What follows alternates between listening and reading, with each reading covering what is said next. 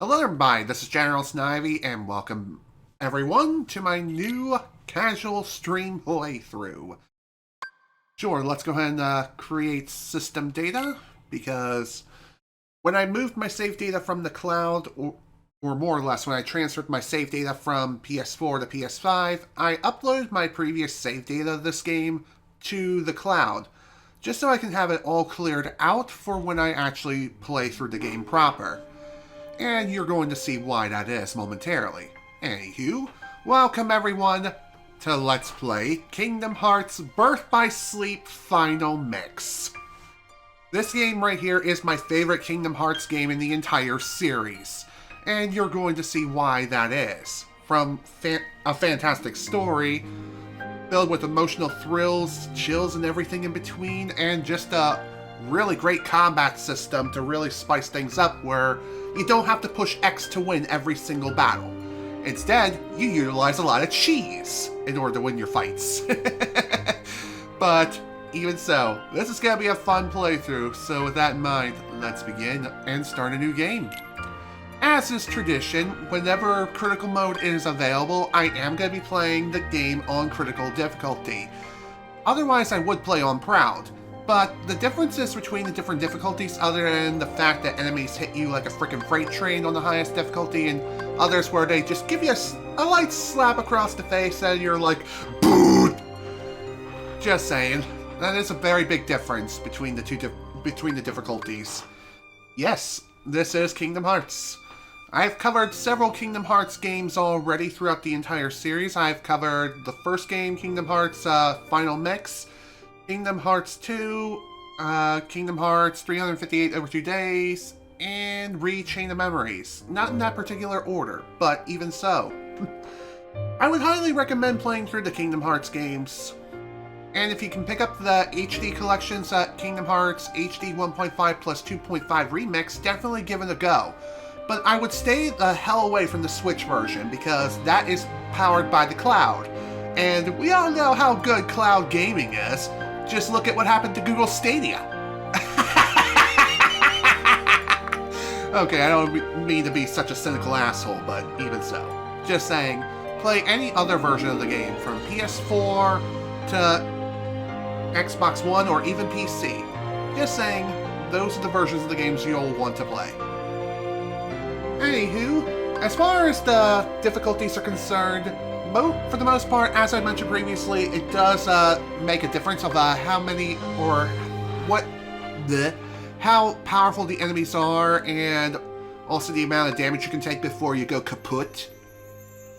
Not only this, but there's also a secret requirement for unlocking a secret movie, and the tasks of which you have to complete are dependent on the difficulty of which you select.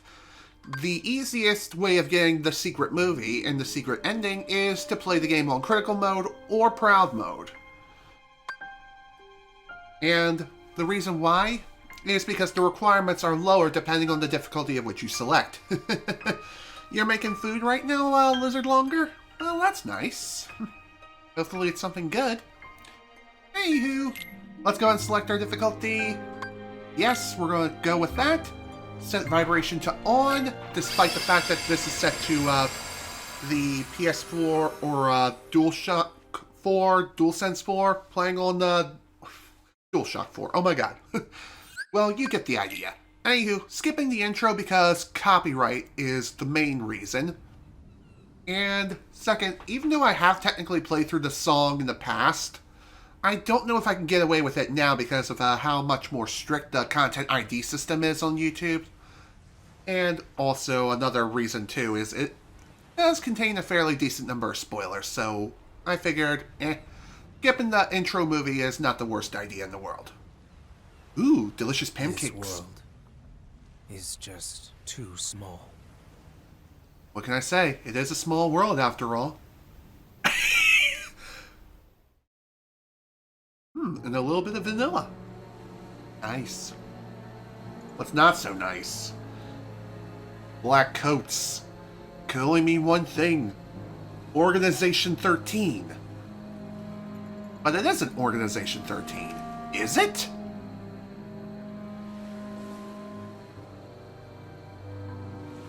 There, you see, an empty world, like a prison. I imagine you will be right at home.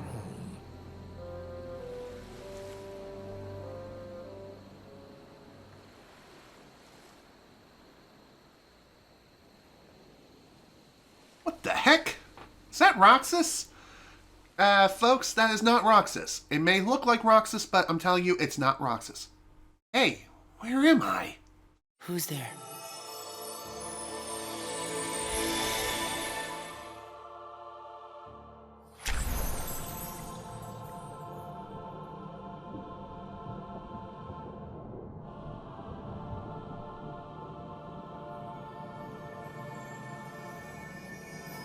Ooh, pretty.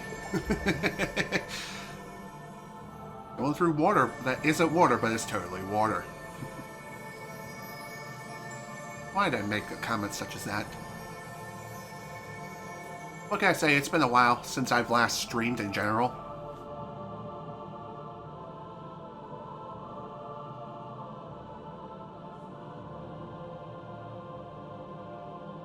A brand new heart. But this is... This is death. Why are you in my heart? Good question. The light brought me.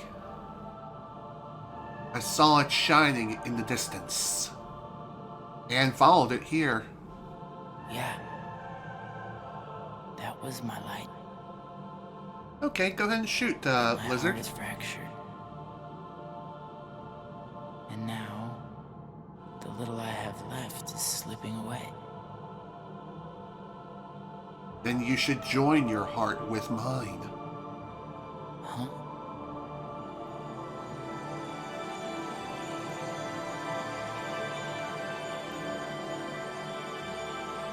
Ooh, pretty.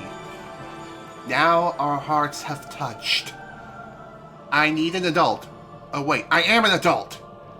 Nothing else will slip away.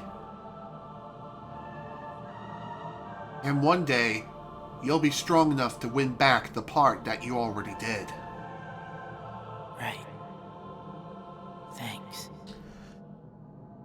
It's time to wake up now.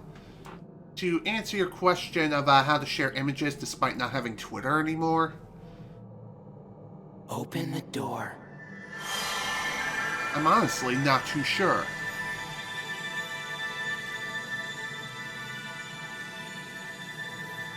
I mean, despite Twitter literally shitting itself, I did keep my Twitter, but I have opened myself up to additional avenues just in case. Heck, I even made a Tumblr. You never be too careful with Elon Musk and how he loves to destroy everything he touches.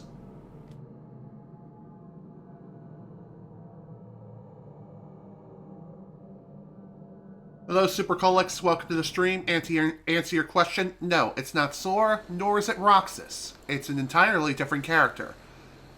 I know it's kind of crazy, but if anyone's to blame for this situation, blame Tetsuya Nomura. Reach for the sky! A Keyblade. Keyblade!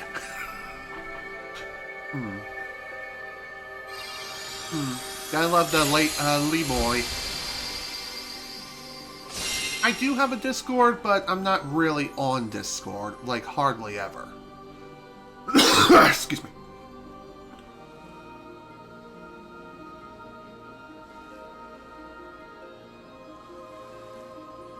Ooh, he's awake.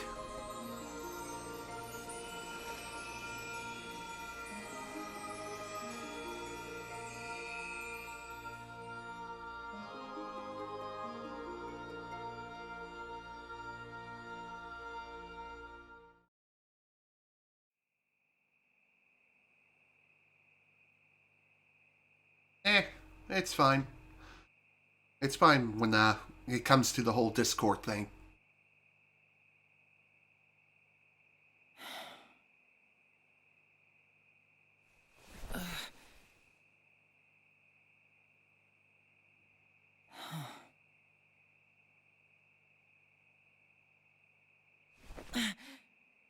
Another way you could share images possibly is maybe Tumblr, but I don't know if you can connect a PS4 or PS5 to it.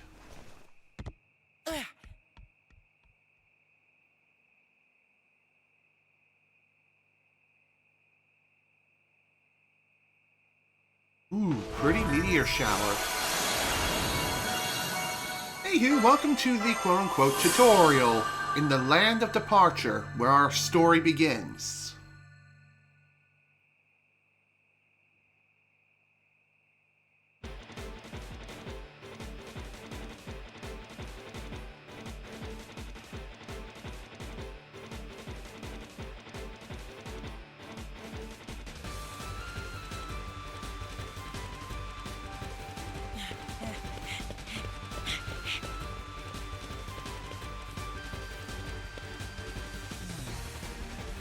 Can't see much from here. Kind of strange how this scene in particular runs at 60 FPS. Anyway, you can push the options button to view basic controls, if you so wish to pause the game. But anyway, basic controls, left analog stick moves, right analog stick turns the camera, and you can push the X button to attack. Square does various actions depending on your setup. Triangle does something really special with the command deck, as you see on the bottom left-hand corner of the screen. Push triangle and you can use those set actions. However, each action has a cooldown. And if you're wondering if Sora is in this game, technically yes, but he doesn't appear until much, much later. Technically speaking, this takes place well before Sora's journey even began, roughly 10 years according to the Kingdom Hearts lore. I've got time to spare. Press the X button to attack the ring. Keep attacking to string together a powerful combo. By powerful, I mean like a simple 3-hit combo, and that's the way it is at the start of the game. You can earn prizes by defeating enemies or hitting them in the field. Green prizes yield restore HP, yellow ones give you money, which is the entire world's currency. Oh, you got something in real life recently. Very interesting, Lizard. Anyway, back to the game. Your command deck contains special moves. Use the D-pad up or down or L2 and R2 to select one, then press triangle to use it once. And then press triangle to use it once its gauge is filled. What? You want a piece of me too? Good thing. Yeah. That's easy. You can lock on the target so that the camera automatically keeps them in view. Lock on by tapping R1. Pretty simple and self-explanatory. Win. Once you locked on, you can switch targets by pressing L1 or tap R1 to exit lock-on. Useful when battling multiple enemies.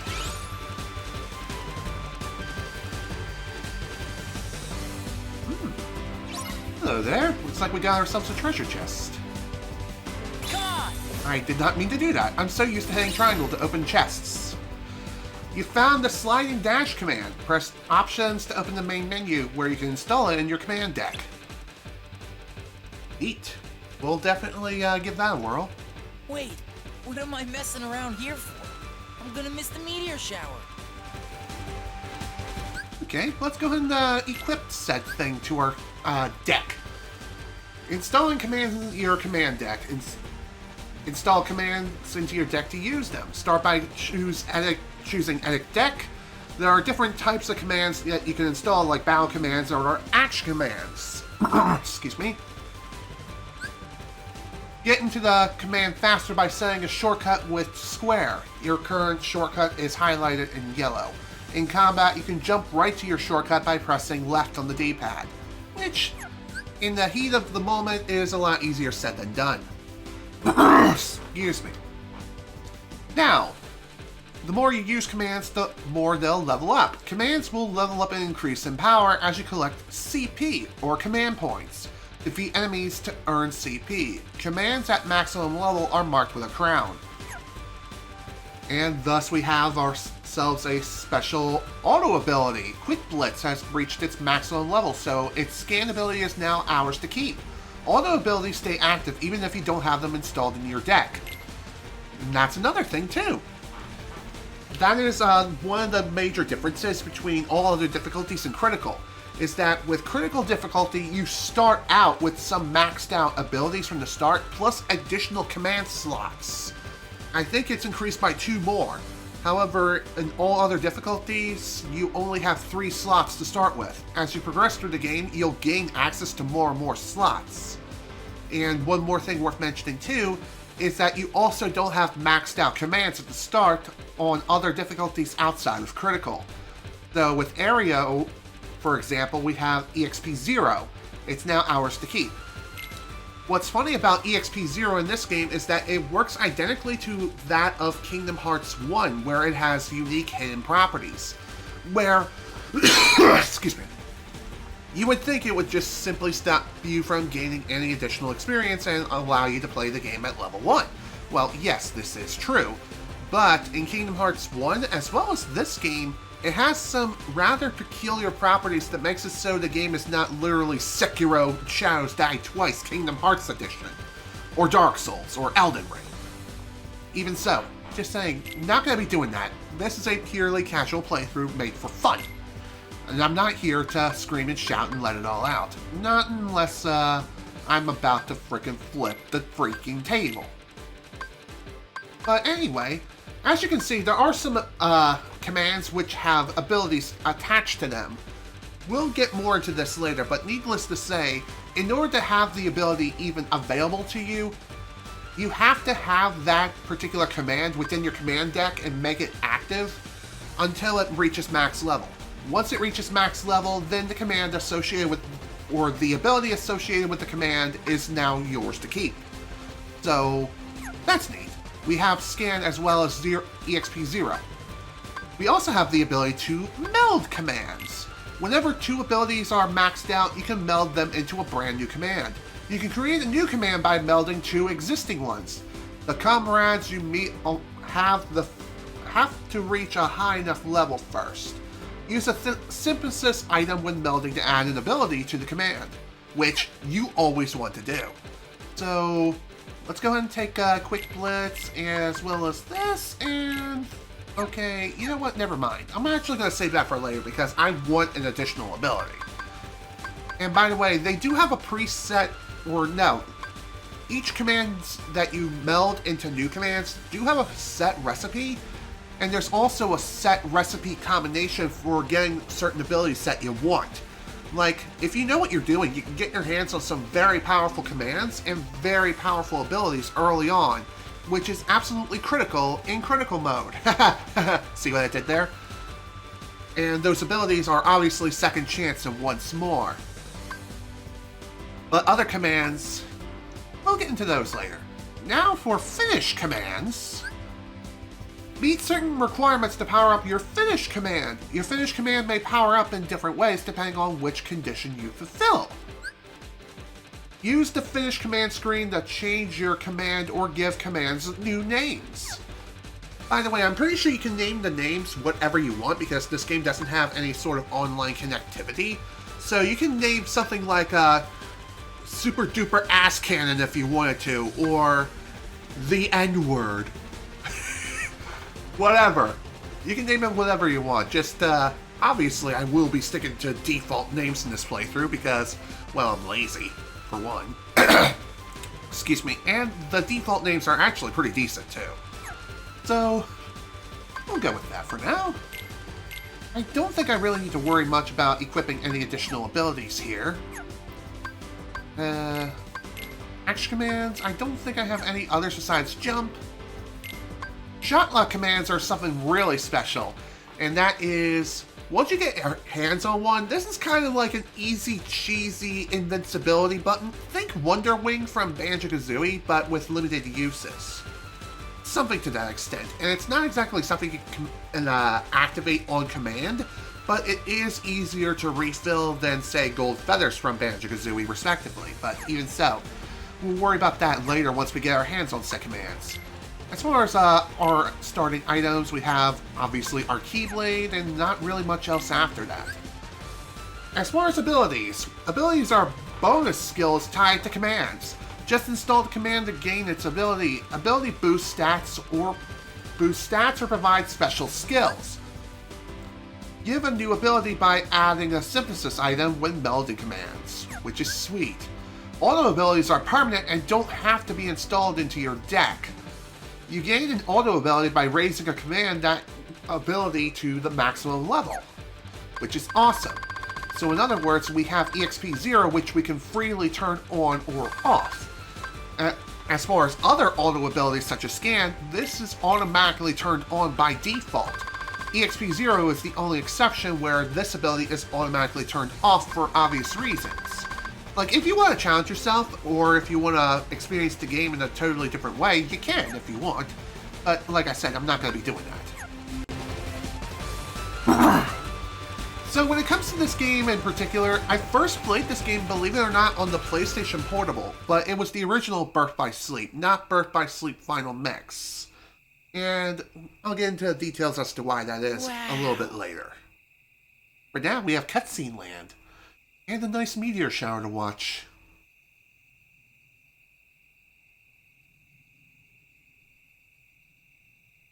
Why does it seem so familiar? Is any of this real or not? That is the question.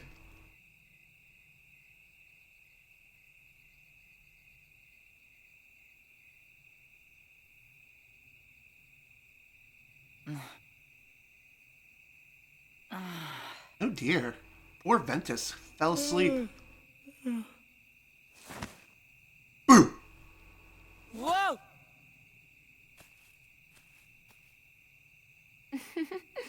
Give me a break, Aqua. Ven, you hopeless sleepyhead. You know, you should have at least brought a blanket. But did I dream that place up? It really felt like I'd been there before, looking up at the stars.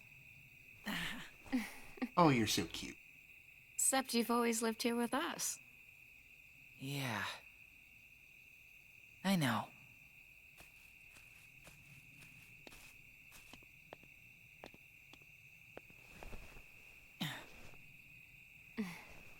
Hey, Aqua. Hmm? You ever wonder what stars are? Where light comes from? Well, they say.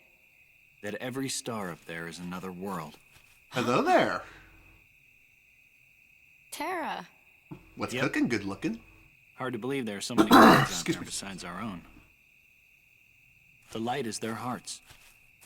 And it's shining down on us like a million lanterns. What? I don't get it. Actually, I get In it other words, perfectly. they're just like you, Ven. What does that mean? You'll find out someday, I'm sure. I want Sooner to than know you think. now. You're too young to know now. Quit treating me like a kid. Hey, what are you laughing at? I can't help it. You two would make the weirdest brothers. Huh? I mean, they practically are brothers, but not related by blood. But even so, I digress. Excuse me again. Gotta love Slim.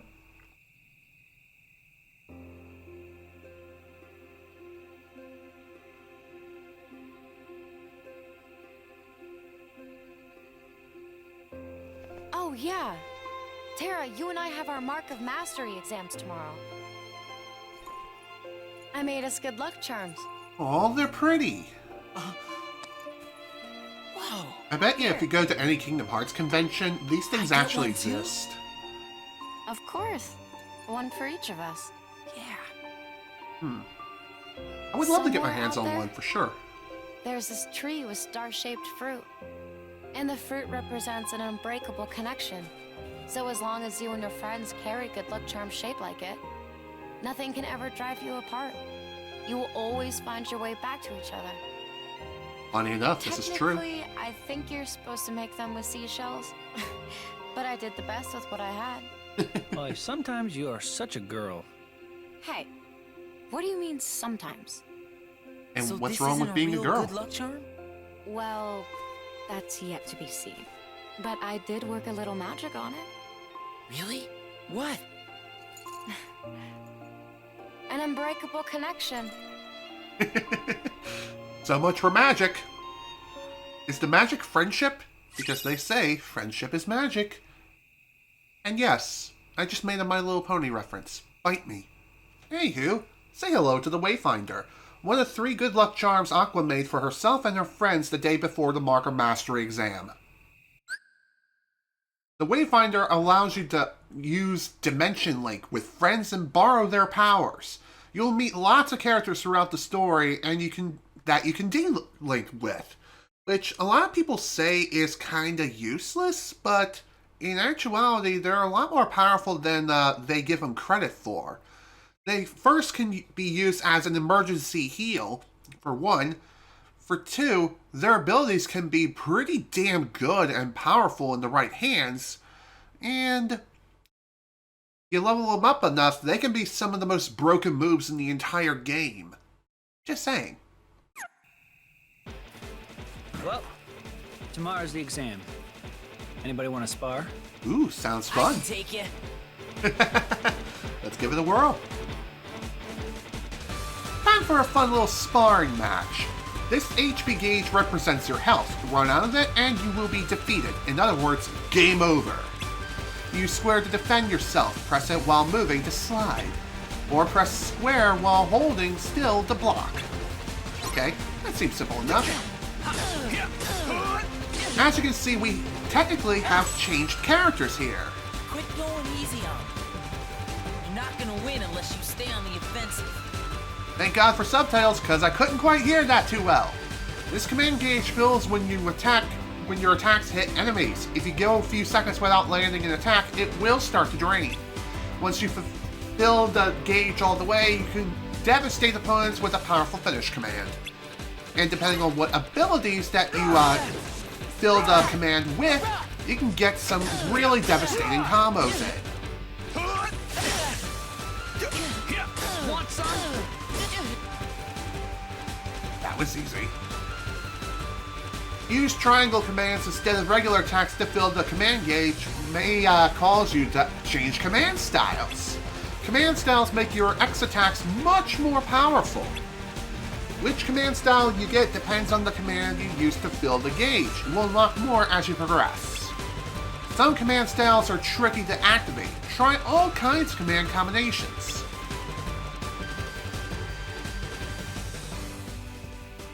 Well, that works fine if you're fighting one-on-one. But you need to know how to handle a crowd, too. Fair enough. Let's give it a whirl. Now it's Aqua's turn. Use your shot lock command to hit lots of enemies at once. Hold down R1 and a big target circle will appear. Use the left stick to point the circle at 1 or more enemies and lock on multiple times. While still holding R1, press X to use your shot lock, which hits enemies as many times as you have locked on, which is really simple to do. Just keep in mind that you're kind of vulnerable while you're doing this. If you don't activate a max combo, then you get a bit of a lesser attack on the focus gauge, but if you do achieve full lock-on capabilities, then the attack becomes incredibly devastating. Shot lock attacks require focus. This focus gauge will drain when you use them, but it doesn't drain fully while you're attempting to lock onto the enemy, which is pretty nice. In fact, if you release lock-on before initiating the shot lock, in other words, launch the attack, then whatever focus gauge that you used, you get it back instantly. So it allows you to reposition as necessary and try the shot lock again and again until you eventually launch it, in which case the focus gauge does drain. So that's something to keep in mind, especially when playing as Aqua. Okay, let's wrap this up.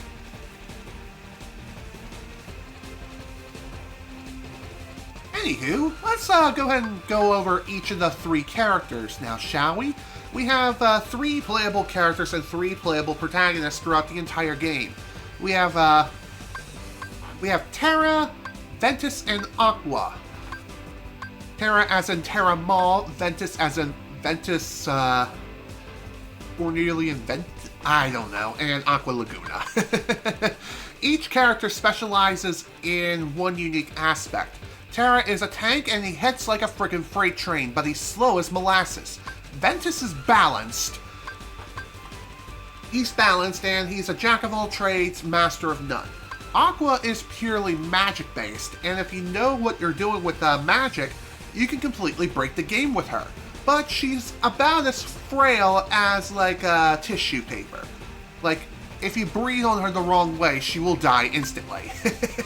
Especially on critical mode. But on other difficulties, this isn't that much of an issue. But even so, let's try Terra first.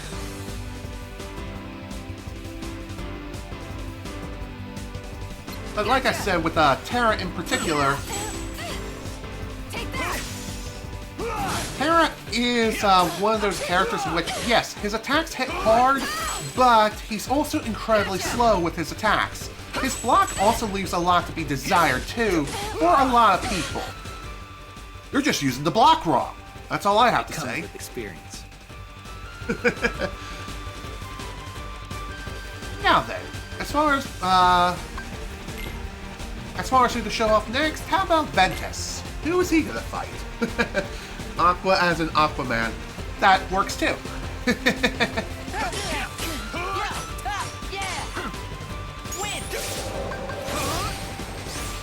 For some reason I'm thinking R2 is dodge. That is clearly not the case. As you can see, Aqua and Ventus have a much better dodge and blocking capability than Terra to an extent. That doesn't count. Do over. Wow, I suck. Why don't we try that again now, shall we? I don't think you get any special reward for winning against all of your opponents while sparring.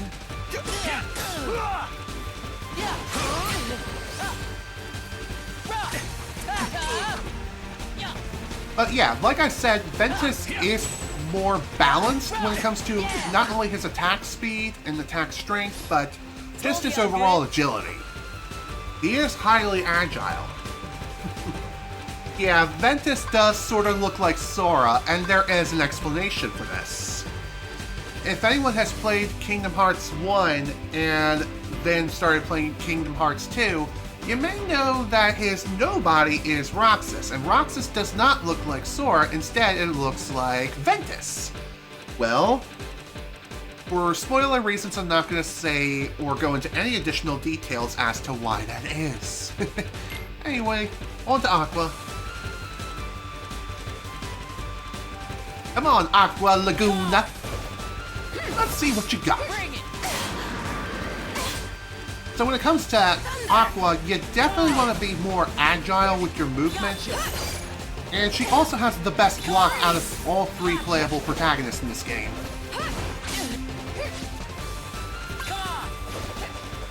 Her magic is also incredibly strong too, so you definitely want to utilize her magic to their fullest capacity. She also has an incredible dodge, too. Oh, come on. Seriously? Well, that was bullshit. I think I need more practice. No kidding. What can I say? The last time I played this game, believe it or not, it's been roughly 5 years. How do I know this? Well, when I was transferring my save data to the cloud, I looked at the last play date of all of my save files for this game, and it was back in 2017 since I last played the game.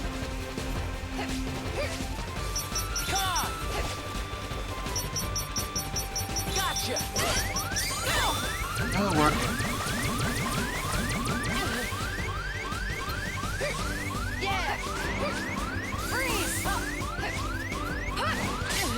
There we go. Nice comeback.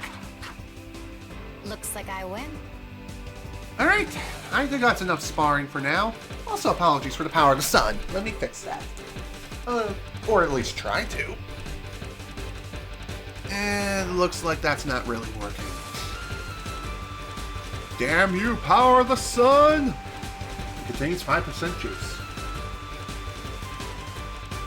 Okay, let's turn off auto exposure, lower this. That'll work. Alright, we're done for now.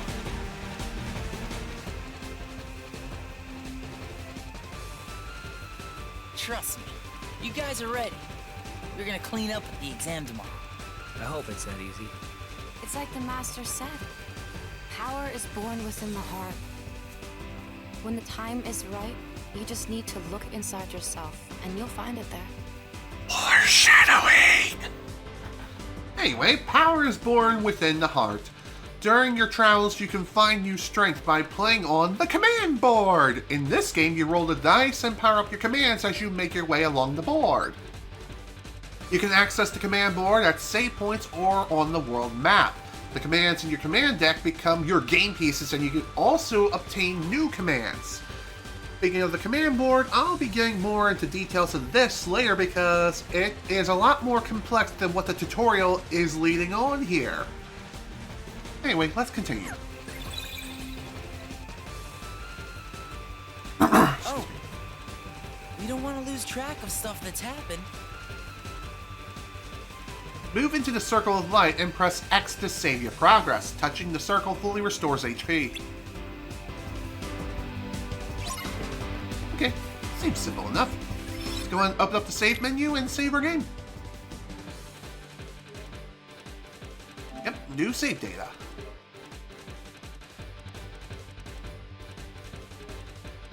Here we go. All done here. Yep, let's create new system data, which apparently we didn't have previously. But now we do. Could have swore we created that earlier, but oh well, it is what it is.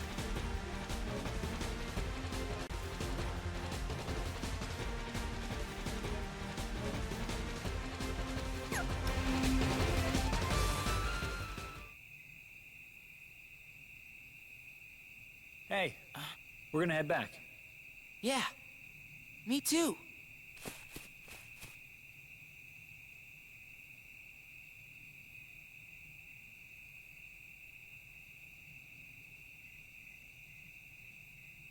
And thus our journey begins.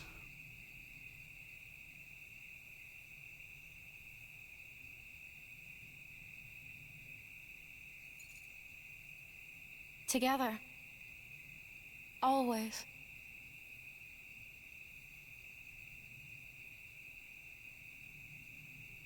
Are you sure about that? Last night we ever spent beneath the same stars.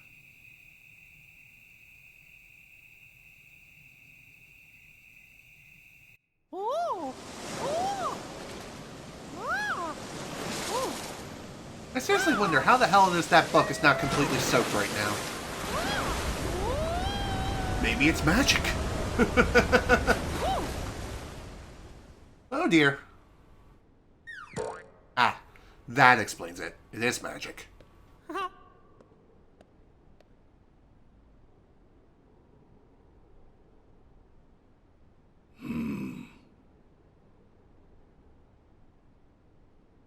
Mickey, I cannot shake the feeling something terrible is about to transpire.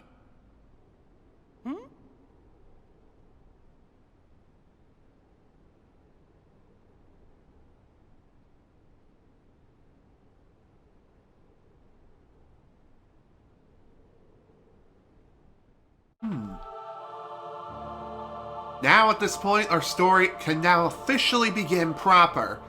In this game, as I've mentioned previously, you have 3 protagonists to play with.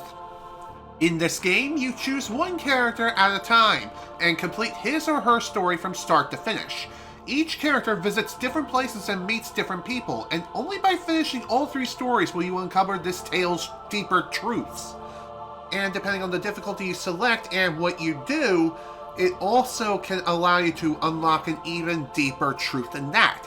However, that last statement is only true if you're playing Kingdom Hearts Birth by Sleep Final Mix. Whether you're playing on the PSP original that was Japanese exclusive, or if you're playing one of the more recent re-releases of the game. Whether it be on PS3 via Kingdom Hearts HD 2.5 Remix, or PS4 via Kingdom Hearts HD 1.5 plus 2.5 Remix, or Xbox One or even PC. And like I mentioned previously, do not play the Switch version because that is a cloud version, and From what I've seen online, it runs like complete shit, and because it is a highly action-based game, which relies on the power of the cloud in order to do things successfully, yeah, you're going to die. A lot more times than you should, and it will probably barely run well. In fact, it'll stutter more often than it should, and lag like crazy depending on your internet connection. Like I said, for the smoothest and most consistent experience, play the game on any other console except for the Nintendo Switch. The only time I will ever take back that statement is if it gets a native port. Which, let me tell you, the odds of that happening are incredibly low. So, like I mentioned, you can play through any of the 3 character stories in any order of which you see fit. But for the most cohesive and most consistent way of playing through all 3 character stories and actually viewing everything properly, you'll want to play through the game as Terra first, then Ventus, and finally Aqua. And the reason as to why will be explained as time goes on. But for now, let's go ahead and select Terra and begin the game. A disciplined young man who feels compelled to find greater strength. He relies on brute force in combat. Sounds like my kind of guy, because I prefer melee combat over, say, being a magical wizard. I mean, granted, I know magic is super strong in the Kingdom Hearts series, and it is downright broken if you know what you're doing. But me, I'm more the guy who loves to get up in people's faces and just smack them with a giant key. But that's just me. Unintentional rhyming for the win. Anyway, let's play as Terra and get to it. One more thing worth mentioning too is you're going to need a save file for each and every character. And the reason why is in order to unlock the final episode or final episodes, yes, there's plural. In order to unlock all episodes of the game, you need a save file for all 3 characters. Once you overwrite one, you have to replay the entire story with that character in order to get it back.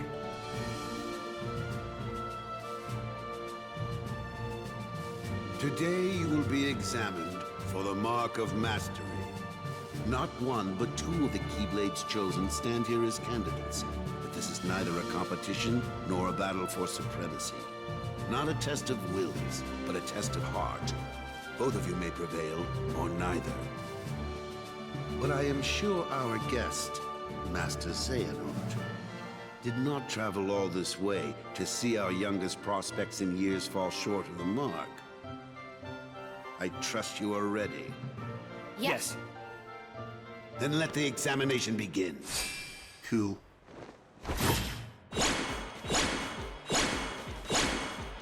So the exam is we just have to smack some light balls around? That seems simple enough. Whoa! Okay, it's a little bit more complex than that. Yeah, that face is screaming, I'm totally not a villain right now. Oh dear. Don't worry about me. You 2 focus on the exam. But Ven, you're in danger here. Go wait in your room. No way. I've been looking forward to this. Seeing you 2 become masters. I'm not gonna miss it now. He can take care of himself. He's been out there training just as hard as us. Yeah. Hell yeah. Stay sharp, Ven. Alright, let's get to work. This should be a pretty simple endeavor. We just need to destroy the orbs of light shrouded in darkness.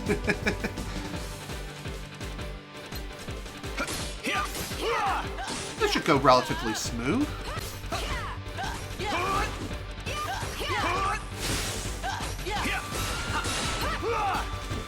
Okay, that was easy enough. Next target. Thanks, Aqua. I really gotta change these camera controls, which I will do so once I get the chance. Now, despite the balls of light just flying around the room, don't let your guard down thinking that these are nothing but small fry. Yes, they are small fry, but they can still be pretty damn deadly. Thankfully, they do drop health balls, so it's not the end of the world if you happen to get smacked a few times.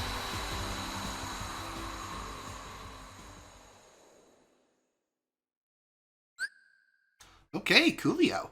If you fill up the command gauge by at least partly using the triangle deck commands, you'll sometimes change command styles. The command style you get depends on how many and which deck commands you used. Excuse me. That was unexpected. But one must keep a still heart even in the most trying of circumstances. It was an excellent test, one I chose to let unfold. Which brings us to your next trial. And that is? Now, Terra and Aqua, the two of you will face each other in combat. Remember, there are no winners, only truths. For when equal powers clash, their nature is revealed. Begin! By the way, this is just purely a cutscene.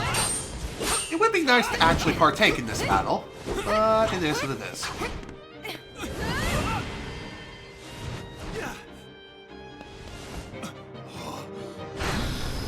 Oh dear. Looks like Terra's relying on the power of darkness. Which, in hindsight, it's not the worst thing in the world. I mean, Riku does that, and he gets along perfectly fine. We have deliberated and reached a decision. Terra, Aqua, you both performed commendably. However, only Aqua has shown the mark of mastery. Terra, you failed to keep the darkness within you sufficiently in check. But there is always next time. That is all. Well, that's unfortunate. As our newest Keyblade Master, you are entitled to certain knowledge. Please wait here for further instruction. I wonder when the next Mark of Mastery exam is. Terra, I'm sorry. The darkness. Where did it come from? Good question. Technically speaking, it exists within the heart of each and every single living being. There is light, and there's also darkness. What do you make of Ventus? He ain't gonna cut it. Somebody's gotta break that loser in. And who the hell is this kid? Not here, you won't. I have to keep up appearances. I know that. He just needs a little incentive to leave home.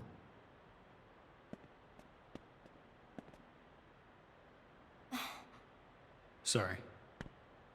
But I need some time alone. Oh. There's darkness within me. So what does that matter? Yeah, what does it matter? I know I'm strong enough to hold it back. Yes. You are indeed strong. Hello there, Master Xehanort. The darkness is nothing to fear. Funny enough, he's right. Master Xehanort. And yet, how frustrating that Eraqus refutes its power. Why, you could train with him forever, and still, you'd never be a master in his eyes. But why? Help me understand, Master Xehanort. What is it that I failed to learn? You're fine as you are. Darkness cannot be destroyed. It can only be channeled. Yes. Thank you, Master. Is that the dinner bell? I doubt it. Then again, it could be something else entirely. You gotta love that evil smirk on his face. Although, that begs the question, why is it that Master Eraqus never picked up on Xehanort's dark powers? I never quite understood that. Hell, that's how he got here in the first place. I don't know. Why about to is find Ven out. here? Very well, then. I will send my pupils to investigate. Yes, I understand. Farewell.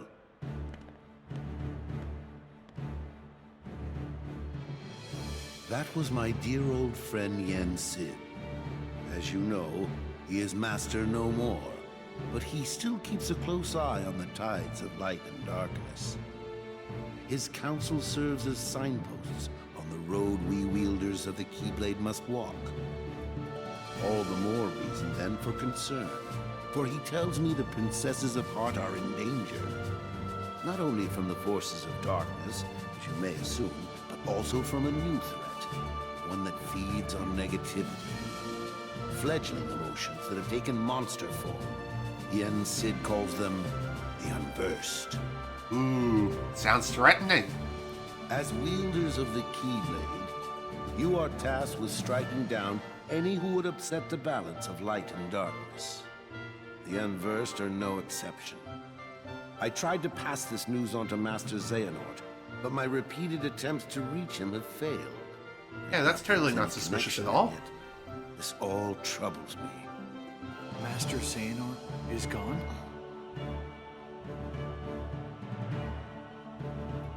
So here we are. I need you two to get this situation under control. Eliminate the Unversed, and find Master Xehanort. I have unlocked the lanes between.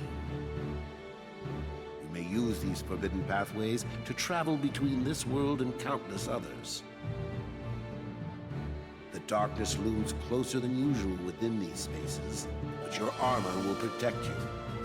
Lastly, remember that order must be kept.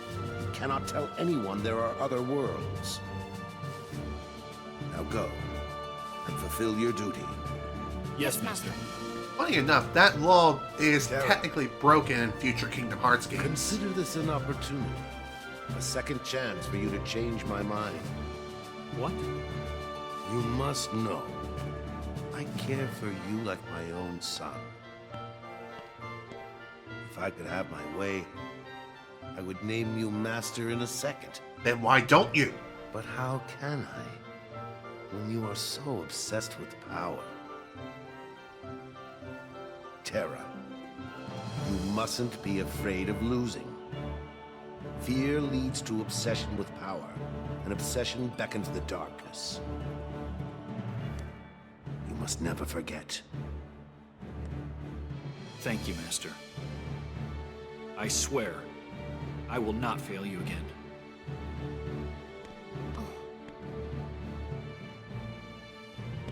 Terra! It looked like something was on Aqua's mind. I wonder what that was all about. Well, we'll find out when we play as her eventually. It's okay.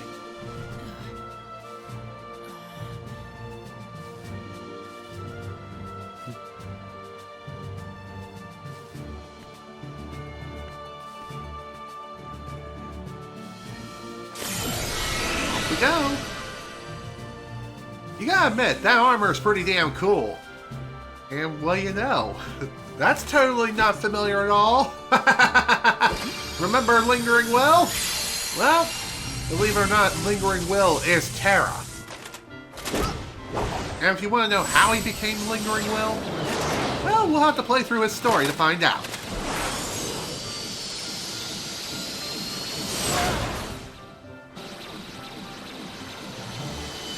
Yeah, man, that is a pretty damn cool looking ship. It's not an enemy ship, it's something else entirely. And I want one. Anywho, we forged a D-Link with Ventus. Neat. While D-Link, you can use the other character's commands. Press right to open your list of D-Links. This D-Link gauge will drain as long as you remain linked with that when the gauge runs out. Your link will be broken. D-Links fully restore your HP. Refill the gauge by collecting these D-Link prizes. Defeating enemies while D-Link may cause them to drop special emblems. Collecting the emblems to power up the D-Links. So in other words, this is how you level them up in this game. And another thing that's super annoying about D-Links, it is all RNG. Sometimes you'll be able to level them up to max level instantaneously in like as little as one battle. Other times, it may take you many, many battles. But even so, it's all luck of the draw. And if you're planning on going after leveling up every single D-Link, may the RNG gods smile upon you. Which I hope they smile upon me in this playthrough. And we also forge a D-Link with Aqua. Makes sense. Unlock the command board for the Land of Departure. As we progress through the game, we'll unlock more and more command boards. And The command boards, believe it or not, are the best way of leveling up commands in this game, other than battling enemies yourself. And on the command boards, you can not only level up your existing commands, but you can also potentially unlock some brand new commands that are even stronger. And some of these commands are only available via the command board. Some of them include shotlock commands and finishing commands too, I think. Then again, I think it's shotlock commands I'm thinking of. Finish commands you have to unlock through different means, I think. I could be wrong. But regardless though, you can access the menu by the command board by accessing the pause menu on the world map or at save points. When it comes to the command board, I may play some games off screen so I can level up my existing commands and stuff like that. But other than that, for the most part, when it comes to my commands, I'm not going to worry about the command board too much. I may show it off here and there, but let me tell you, playing the command board is really damn long. Like some of the longest gaming experiences that you'll ever experience in the game, period. I'm just saying. Hang on, do I have any, no I don't.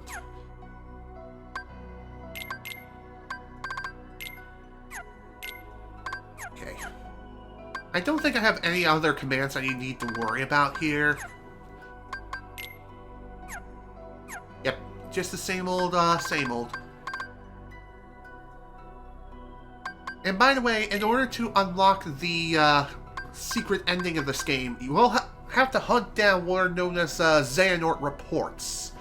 Xehanort reports are special reports of which you can gather to read additional lore and information about the game and the universe around you. And I'll get into more details in a moment. For now, I'm going to see if I can boost up my brightness just a smidge and hopefully not be Thanos snapped out of existence. But I'm pretty sure each character has 3 reports that they need to hunt down, and I believe Aqua is the only exception where she has to hunt down 4. I think. I could be wrong. But regardless, I believe there are either 9 or 10 reports. Then again, there could be 13 for all I know. I can't remember the exact amount, but there are, for the most part, the reports we'll be able to get our hands on as the story progresses. There's one report I know of we have to go out of our way for in order to even be able to get it in the first place. But as you can see, we do have a bunch of things to hunt down depending on where we go. And each world has a different number of treasures to find. For example, the Land of Departure for Terra, we have 4 treasures to find. But we can't go back to the Land of Departure yet. In fact, we won't be able to go back there for quite some time. You can also read up on all the different characters of whom you met throughout the game, even if that character has not met said character. Hell, you can even read up to what the story has up to this point. So, if you haven't played the game in a while, it may not hurt to read up on the story tab just to get yourself caught up on current events. So that way you don't have to start all over again. It is fairly well detailed, so I figured why the hell not? You can also view any and all tutorials that you've seen previously by pulling up the game help menu. So that's pretty nice. Now the config. Let's see, there are 2 different control types. There's type A, which is L1 switches targets, R1 lock on, right stick adjust camera freely, switch commands. Okay, type B. So type B is more or less the PSP controls. So if you played this game back in the day on the PlayStation Portable via the original Kingdom Hearts Birth by Sleep, then you know that the PlayStation Portable does not have a right analog stick, so to compensate, the camera controls are assigned to L1 and R1 respectively. To lock on the targets, you have to hit both L1 and R1 at the same time, or double tap said buttons to reset the camera behind the character. Type A is traditional controls. Keep this on Type A, seriously, you'll thank me later. So, up and down camera controls, I am going to go ahead and flip them, because I like it when down is up and up is down. Left and right is going to remain on default. Command deck is also going to be on default too. Press up to shift the commands up, press down to select, move them down. L2 also shifts command down. R2 is up, etc. You can also choose to show or hide the map if you so wish. You can also change the armor color if you want. This doesn't apply to cutscenes, but it does apply to a certain area of this game, and you can customize the colors of however you see fit. So the default is 100% for R, G, and B respectively. The more you adjust these values, the more color hue or less color hue that armor piece has respectively. So for example, we can adjust this to something like here if we so wish. Now I can even go pure green if I want. 150% for all three if I want. To really bring out the vibrancy of all three RGB values. You may be wondering, what is the point of all this? Well, there's not exactly a big point per se, but if you want to make your armor look a little bit different, you can do this here if you so desire. If you know what you're doing, you can get some pretty unique colors. But again, you can only adjust it via red, green, and blue values. And thankfully, you don't need to know the HSV code in order to figure out what color palette is what. It goes by a simple percentage value. And it's as simple as that. And obviously, game mode, you can't change this upon starting the options menu. You can only do this when you're starting a new game. Pretty obvious. Now then, let's actually head to our first world now, shall we? Welcome to Enchanted Dominion, aka the world of Sleeping Beauty. I don't remember Sleeping Beauty all that well. It was just not my kind of movie.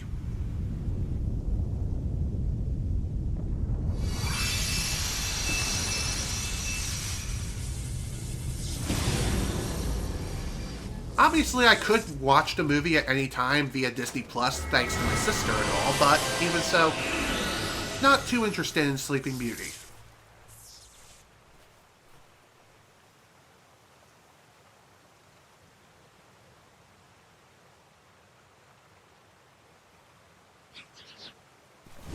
Hello there. Monsters. Not just The any ones the Master monsters. mentioned. These are the Unversed. Really? Because I thought these were the monsters that you can fit into your pocket. I'm kidding. Anyway, say hello to the Unversed, aka this game's version of Heartless. And funny enough, they don't make any additional appearances in the Kingdom Hearts series until Kingdom Hearts 3. Which they only appear for one world, which is kinda dumb. Talk about a missed opportunity, am I right?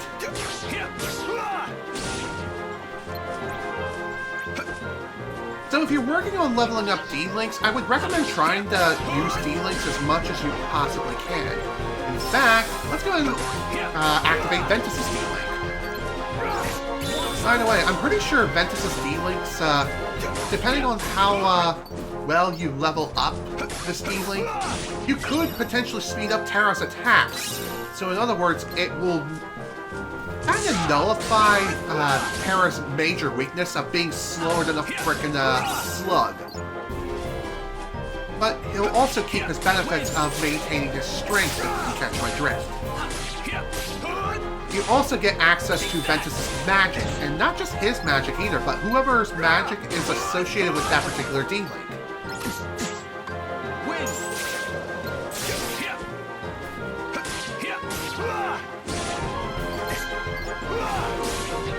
So as you can see, Terra can definitely take a hit. He's a big-ass tank and can take a hit. Honestly, critical mode is pretty easy with him, but that doesn't mean you can let down your guard. As you can see, I'm pretty much dead. Just as I say that, there I go. Well, that was unfortunate. Thankfully in this game, starting in this game going forward, you are able to retry battles by selecting retry. If you hit continue, you will go back to an area just before the encounter occurred. So keep this in mind. One very annoying thing about Birth by Sleep in particular is that despite the fact that this is the first game in the series to introduce the whole retry battle system, retry is not selected by default. Instead, it's continue. And if you're impatient like me and you're getting frustrated with each and every fight that you keep losing to, eventually you're going to accidentally hit continue rather than retry. Which is super freaking dumb.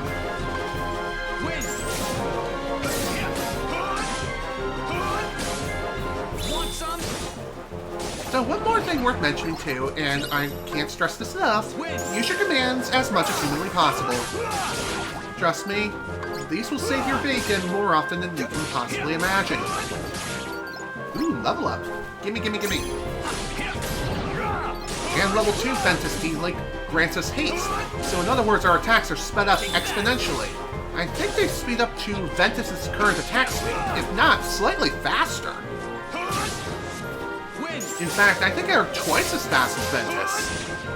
Neat. Alright, where the hell are you?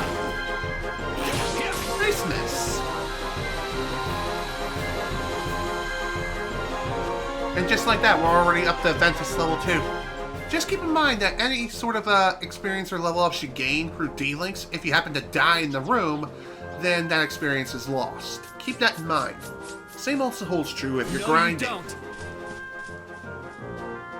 How about you get your ass back here, you little dingus? I gotta smack you around a little, show you who's boss, you know? Also, we have these collectibles. These are stickers. Stickers are exclusive to Birth by Sleep Final Mix in particular. They were also in Kingdom Hearts 2 Final Mix, and you may be wondering, what is the point exactly to stickers? Well, they are optional, and they are a bit out of the way, but trust me, they are worth picking up. How? Well, if you happen to fulfill certain conditions when assembling stickers within a given world or given area, then you'll get access to really powerful commands and abilities and stuff like that. So that's something to keep in mind.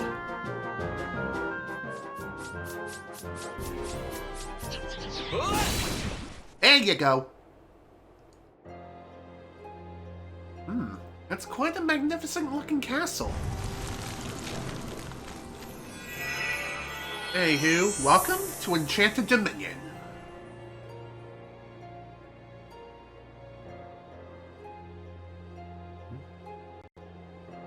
Hello there. Who are you? And how did you appear out of nowhere? You were not there in the previous scene. What's this? Why aren't you asleep, boy? That fool Flora cast a spell to put everyone in this castle into a deep, deep slumber. Who are you? Why, I am Maleficent, as all who dwell in this kingdom would know. Now you must reciprocate the introduction. Who are you? I'm Terra. Nice to meet you. What do you know about those monsters?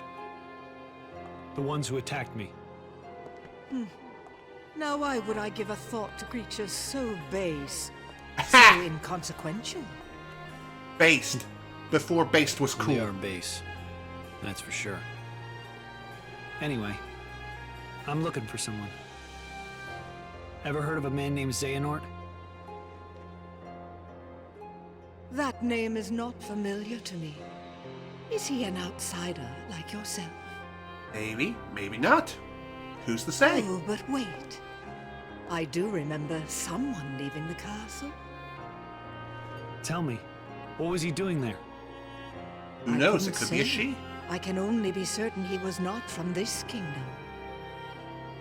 If you're curious, go see the castle for yourself. There, the entrance is past the bridge. Thanks. Apparently a nice lady. Did speak about imprisoning the light. Oh. The light could be so many things. Could he have meant Princess Aurora? Aurora.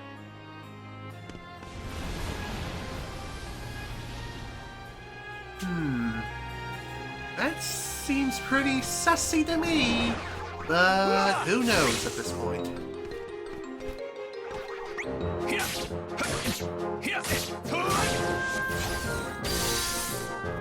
By the way, if you happen to cut a D-Link early, whatever gauge remains, you could refill the gauge that much faster and get back into the D-Link that much sooner. Just keep in mind, though, that you cannot reinitiate a D-Link unless the gauge is full. So keep that in mind.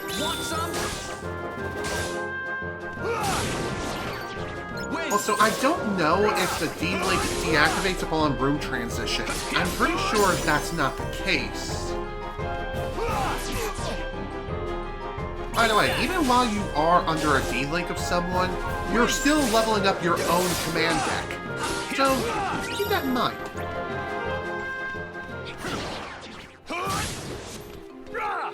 And by the way, the longer you stay in the D-Link, the more rapidly the D-Link gauge drains.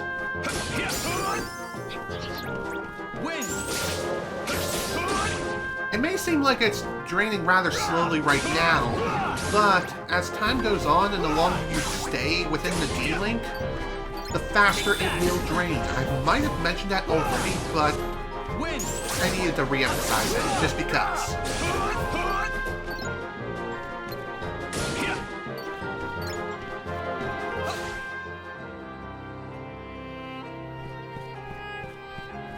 You gotta love the big, big empty spaces. But you gotta remember that this game was originally released on the PlayStation Portable, so you kinda have to work with what you're given. Also, speaking of the PlayStation Portable, fun fact, as you may have noticed, the selection sound is that of the normal selection sound heard throughout most of the Kingdom Hearts series. In fact, it's all of them, with the exception of this one. When the game was released on PlayStation Portable, the selection sound uses a lower quality version of that particular sound bite. Why that is? Again, I think it's due to hardware limitations of the PSP.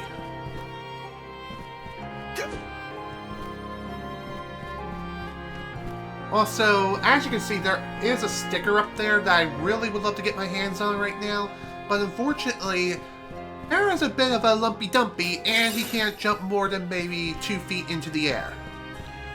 More like 3.5 feet, but still, not exactly high enough to reach that right now. Even so, we're gonna have to leave that behind for a while. At least until we're able to get our hands on something like high jump, which we probably won't be able to do so until quite a bit of a ways into the story. I think it's one of those abilities of which you acquire via story progression. I could be wrong, but I'm pretty sure that is the case. I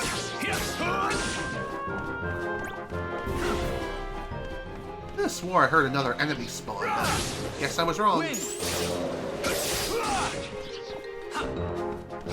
One really cool thing about Terra and Ventus D-linking with Ventus here, is that you can use Terra's big-ass melee combat in combination with Ventus's magic, as well as Aqua's magic, believe it or not. You can use them in tandem to deal some serious damage to the enemy forces. Dude, where the hell are you? Get over here.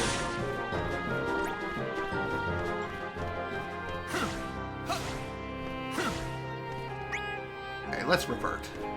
I keep thinking that triangle is examined. It is like that with other games, just not this one.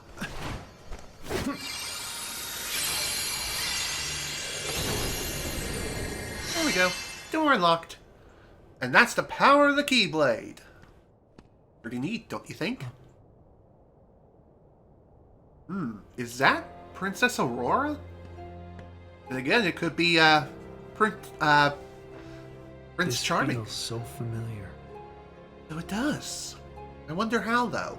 Her heart is filled with light. Not the slightest touch of darkness. Unlike you. Just the kind of heart I need. What the hell do you mean? For what? Imagine with me the most glorious of futures. 7 of the purest hearts, each overflowing with light. When brought together, They grant the power to rule all worlds. In other words, summon Kingdom Hearts, right? Why, that key you hold. The Keyblade, is it called? How do you know that?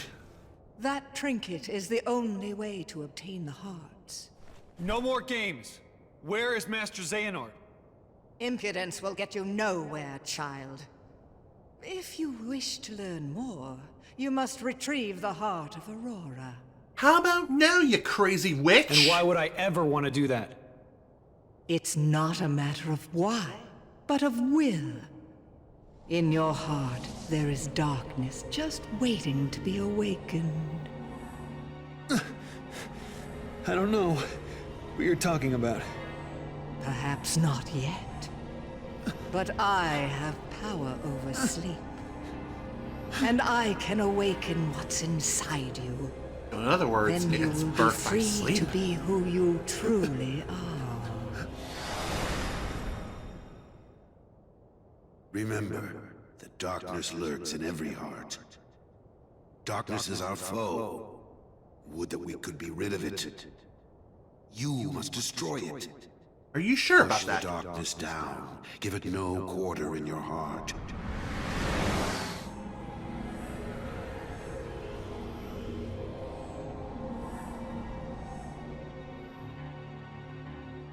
Oh dear. That doesn't look pretty.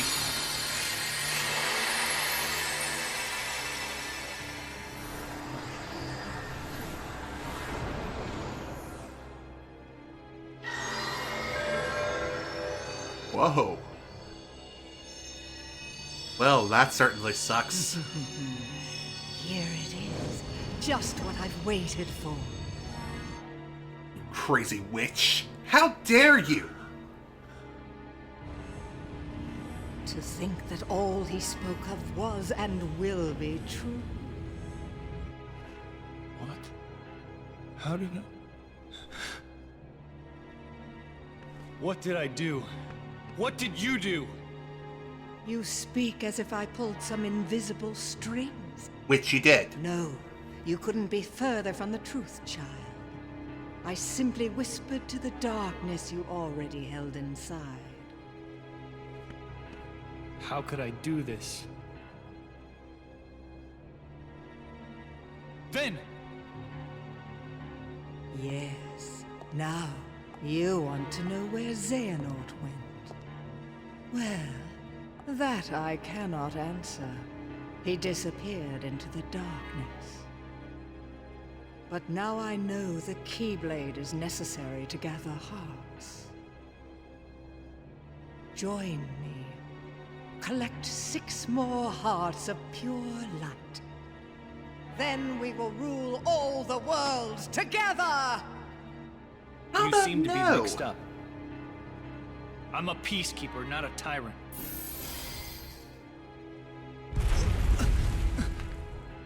What in God's name?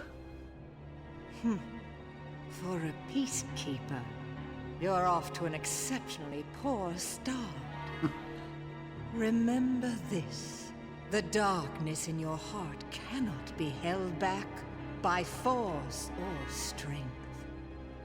Now, my work here is done, as is yours. Wasn't there someone you needed to chase? Get back here! Damn witch!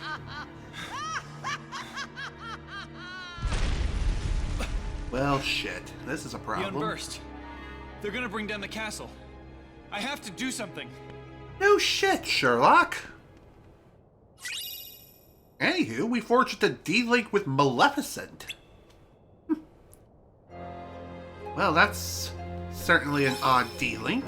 But, even so, it's a D-Link we kind of regret getting. Anywho, nice to have a map of the Enchanted Dominion, you know? What do we have in here? Sleep command, 5 balloon sticker, and 1 more big treasure chest. An attack recipe. Nice, a recipe that reveals what you will create if you're melding with the result in a basic attack command. Neat. you definitely want to get your hands on as many recipes as possible. A lot of recipes can be found via the shops, I believe. Or no, you can't really find them in shops. Not that I can recall. But I do know that you can find them throughout the field in giant treasure chests and things of that nature. Okay, let's go ahead and save progress first before we continue. Within the different Moogle shops you will find across the different worlds of the game, you'll be able to buy commands outright, albeit the commands of which you are able to buy are not really all that special. In fact, they're more so basic commands that you can choose to meld and use for yourself if you so wish. In other words, you're buying cannon fodder. But they are useful in one way or another. You can also buy regular items here, such as potions and ethers. So, as far as ethers are concerned, since there's no MP gauge in this game, ethers are used to restore a large portion of the focus gauge. So in other words, shot locks and things like that. It doesn't restore the D-Link gauge, so keep that in mind. Potions can restore a small amount of HP, but as we find like high potions, mega potions, etc., we'll be able to restore even more HP depending on what the potion grade is. So, as far as what commands I'm going to buy, well, it depends on what I have in stock. Buying magic spells for Terra is not 100% advisable, but I would still buy them anyway for the sake of not only variety's sake, but also useful for melding commands and things like that. So, I'm gonna buy... You know what? I'm gonna buy Poison. I was thinking about buying Confuse, but I think Poison is gonna be a little more useful for Terra. Because Poison allows you to poison any enemies around you, and it will slowly drain their HP over time. Anywho, let's go over stickers a little bit. Collecting the crown stickers throughout each world, then you can arrange them in the sticker album in your reports to rack up points. With enough points, you'll receive items. So that's neat. So here is the sticker album, and I believe each world has a set number of stickers. For Enchanted Dominion for Terra, we have 3 stickers to find. We've already found 2 of them. As far as the third one, well, the third one is high in the air and we cannot grab it right now, which is... Oh well, no big deal. As far as the sticker album is concerned, depending on how many points you receive, you'll be able to receive a pretty neat reward. 20 points rewards us with a pulsing crystal, 40 is fireworks, 70 points is limit storm, 110 is sonic blade, and finally 140 is rhythm mixer. Each of these are incredibly powerful commands that you want to get your hands on as soon as you possibly can. And also, the stickers on which you put up do have a bit of a sweet spot depending on where you place them. If you see them sparkling like this, that means you found the sweet spot. So, try to place them in as many different spots as you can, and if you see them sparkling, leave them there and don't move them. Seriously, just don't. You'll thank me later. If you find a sparkly spot, that means you'll get the most points out of that sticker. Arranging them in any other way, they will only grant you a certain number of points. So, for example, if I were to move this balloon from here to, say, here, we'll only get like 12 points. And you'll know you'll hit the sweet spot if you hear a different sound cue. Like here. Just think of it this way, if it makes sense to have them placed at a certain location, then place them there. If you place them in any other spot where it wouldn't make sense, then you're not going to get the most points possible. The better the point value, the more points you'll receive. And thus, you'll also get access to more powerful commands faster. So keep that in mind.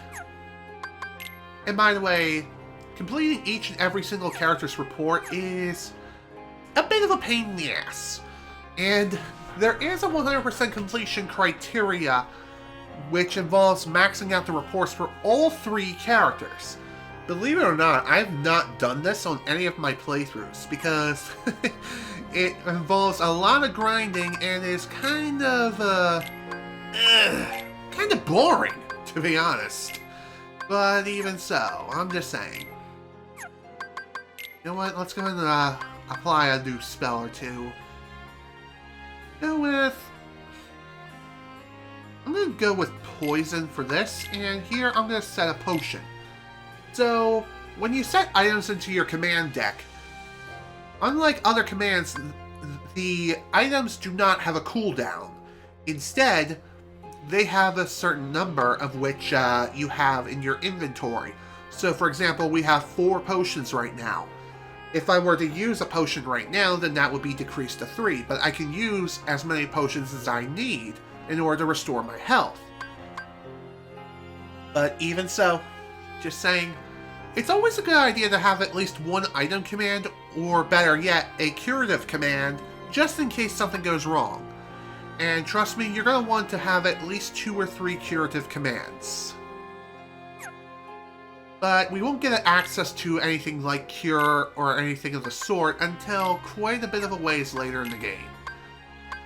And by quite a bit, I mean like a fairly decent ways in. I think after the first world or 2, we will get access to at least Cure.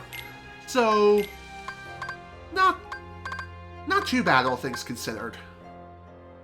Let's see. You know what? Let's go with Sleep for you.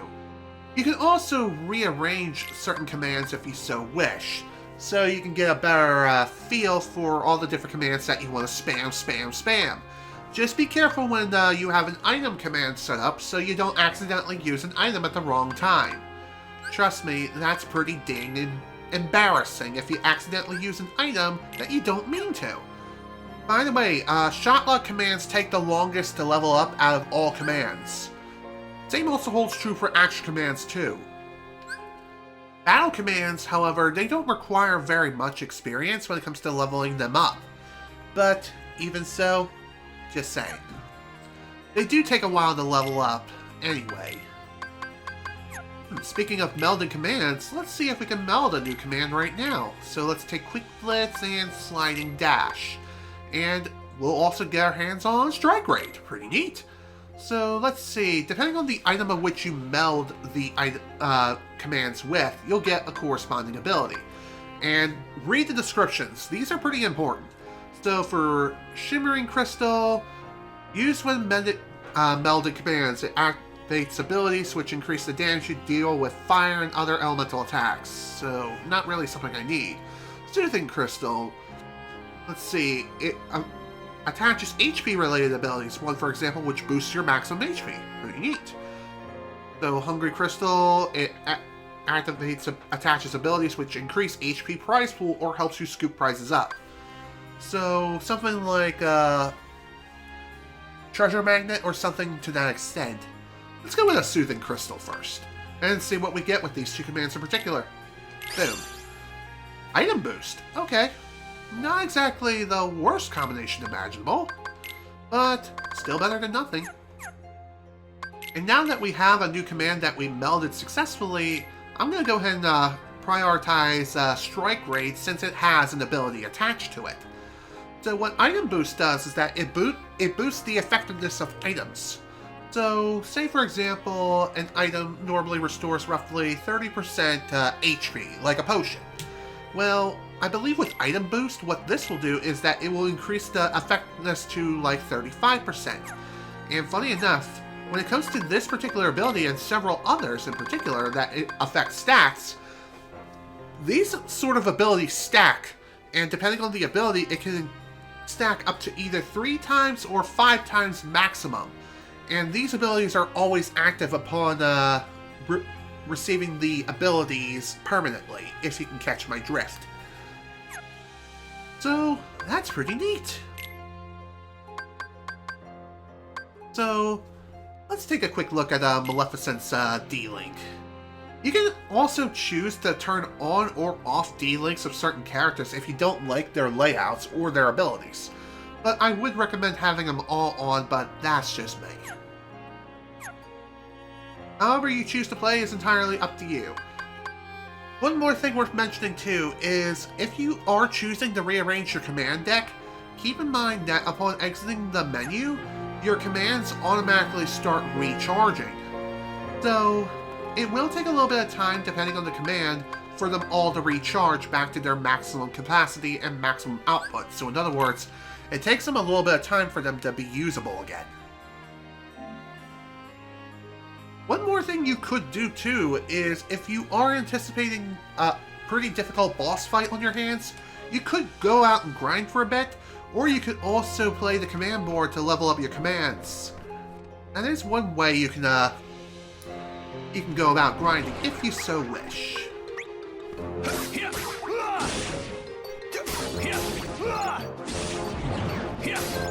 Take that!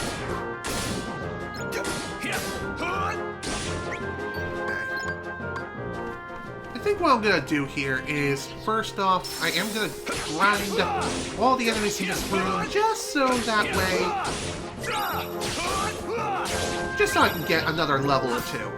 Speaking of levels, Ventus' ability, or his D-Link, is now fully maxed out. Now watch as I say that, and we're going to get completely smacked.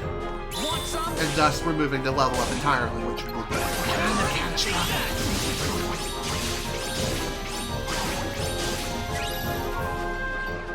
Also, upon fully leveling up a command link, or D-Link, you'll get a brand new attack that is associated with that particular character, which is awesome.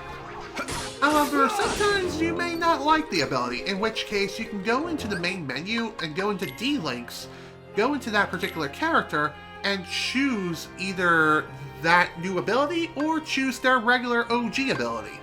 However you choose to go about it is entirely up to you. For the most part, I would recommend staying with the fully powered up ability, but that's just me. And since Ventus is fully leveled up when it comes to his D-Link, he also has access to some really powerful abilities at this point in the game, which is pretty impressive, including Cura, which restores a very decent amount of HP, especially at this point in the game. That's basically a full heal right there. Plus, his skill set is also pretty damn impressive, with haste and auto counter. I think auto counter, upon blocking the enemy, you'll automatically counter them. I could be wrong, but I think that's how it works. Even so, nice to have that fully unlocked and ready to go. So I can more or less pull that out as like an emergency get out of jail free card, if I need to.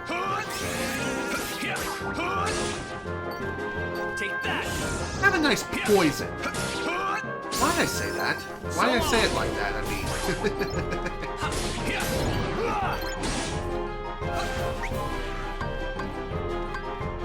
Aqua. I want Aqua, please. Thunder. Nice waste. Ah, bugger.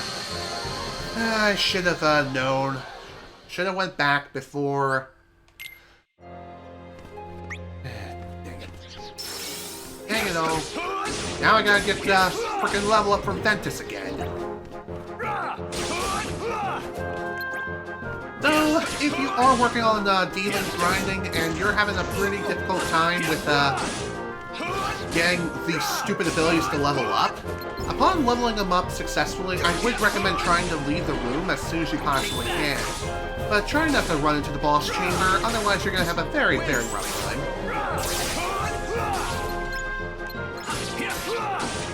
Well, it was nice while it lasted. Want some?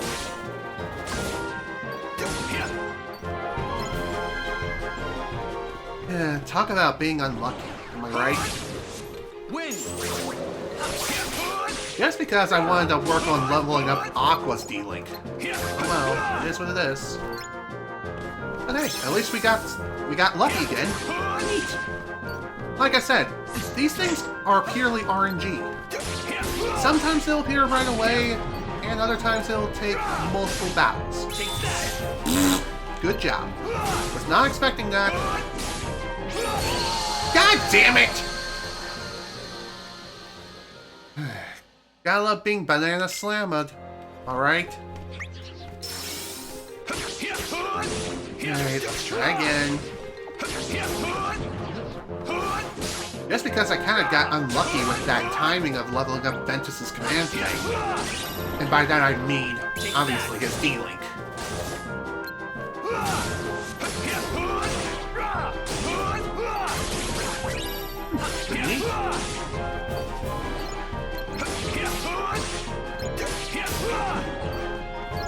I'll say this as well, when it comes to the whole camera control thing, obviously it is a hell of a lot better here versus playing it on the original PSP.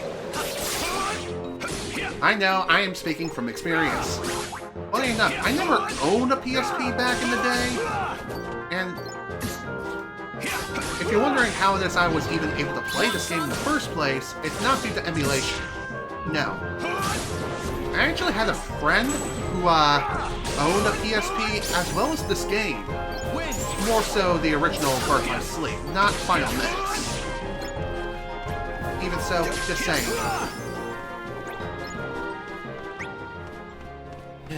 Dang it, no level up.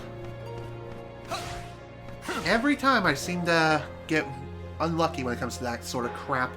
Speaking of crap, I love them white dots that appear due to the power of the sun. Alright, let me fix that. Back to the darkness I go. How appropriate, considering that we're playing as a fairly dark character, you know?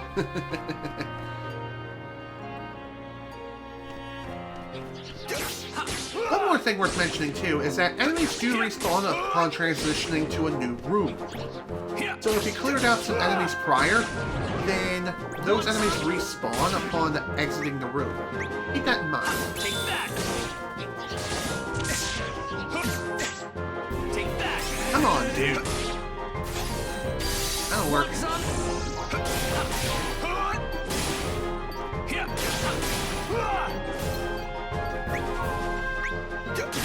Still no, max D-Link yet. There we go.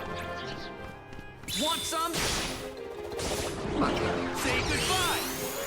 Boom, baby! Nice critical impact. It also may not be a bad idea to do a little bit of grinding here before we go and fight the next major boss.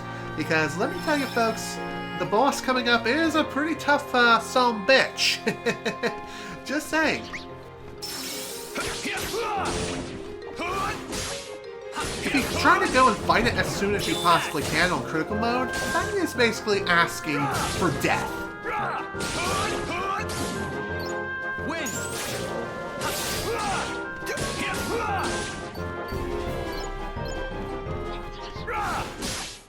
Want some? Win!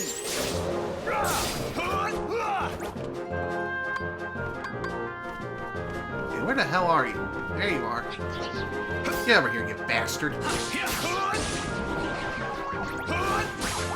Take that! Win!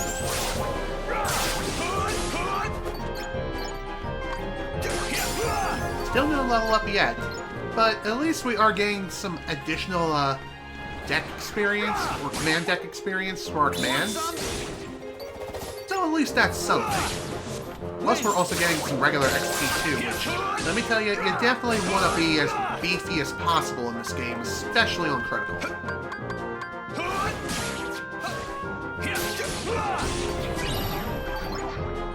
Give me the thing, please. And I'm out of here. Bye!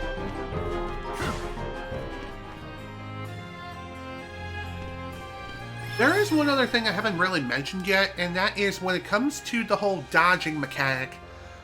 As I mentioned previously, Aqua and Ventus have a much better dodge maneuver versus Terra. The thing that makes them stand apart and what makes them so good is that they have invulnerability frames. I don't believe Terra has invulnerability frames with his dodge abilities. Then again, I could be wrong. Perhaps he does, and I'm misremembering. But I think his iframes are much lower in comparison to the other two characters. again, it could be non-existent for all I know.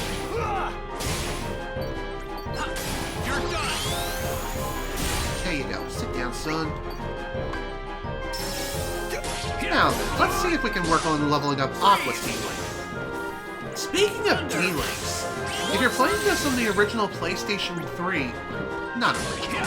If you're playing this on PlayStation 3 via the Kingdom Hearts HD 2.5 Remix collection, the load times of loading D-Links takes astronomically forever! Seriously, it takes a really, really long time to load up each and every single D-Link. The same sort of issue persists when it comes to Kingdom Hearts 2, in particular when it comes to activating drive forms, which you could technically use to your advantage due to the awful load times. I mean, while transforming, you are invincible throughout the entire duration. But, again, the problem is that when you want to end the fight and you want to continue a combo by going into a drive form, you can't really do that on the PS3, but you can easily do that on PS4 and basically every other console, except the Switch. Okay, maybe the Switch is another exception to the rule, but I'm not 100% sure in this regard. I think the load times are on par with all the other releases, but still, I would not recommend the Switch version of any of the Kingdom Hearts games at all. Not unless they get a physical release. In which case, I would recommend it. But don't expect them to have a physical release for either of these games or any of these HD collections anytime soon. Why? Because Square is just that lazy. I mean, I get it. I get the fact that the Kingdom Hearts 3 is cloud. It is a cloud version. Because Unreal Engine 4 is very highly demanding when it comes to the Switch in particular and the Switch hardware. It makes sense. But even so... Take that! Even so... Want some? It doesn't excuse the fact that Square was lazy and went the cloud route when it comes to all the other HD collections. Again, Kingdom Hearts 3, I totally understand. I get it. I really do.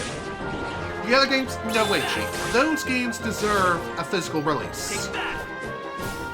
Hell, that would actually be kind of neat if, for those who have purchased the HD collections on Switch via the cloud, if they were to release a physical release of the game in the future, perhaps they can be compensated and receive like some sort of free upgrade to the physical release if you bought them via the Nintendo eShop or something, you know?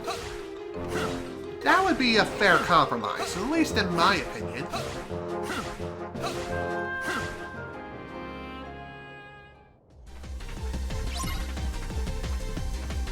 Alright, let's take care of this Unversed.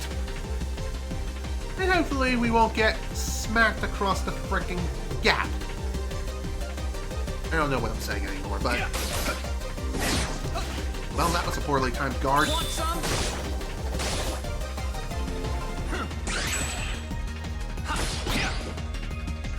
Dodge, please.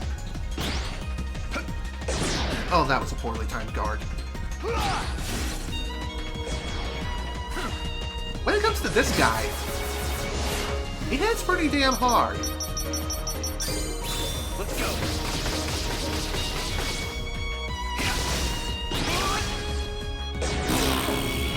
I hit the wrong button by mistake.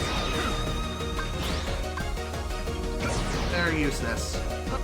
I said use it, dang it. Take that. That was close. By the way, I'm pretty sure status element spells such as sleep and poison do not work against this guy, which that would make sense.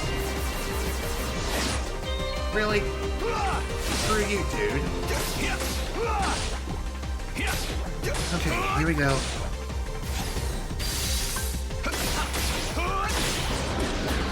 It also may not be a bad idea to get into Ventus' D-Link right now and just completely smack this guy a new one.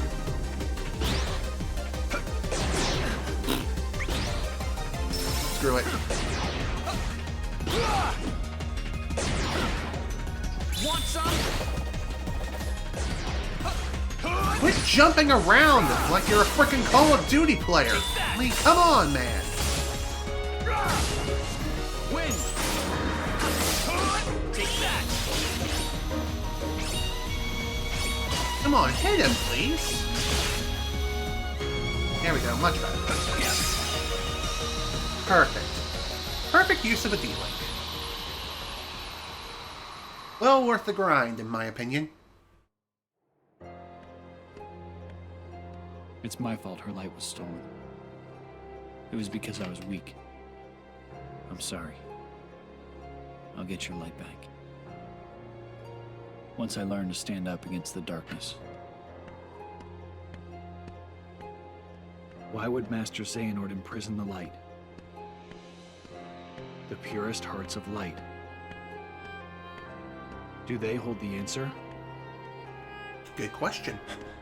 Find out in the next exciting episode of Dragon Ball Z! 7 pure hearts, each completely void of darkness. Such a search may take some time.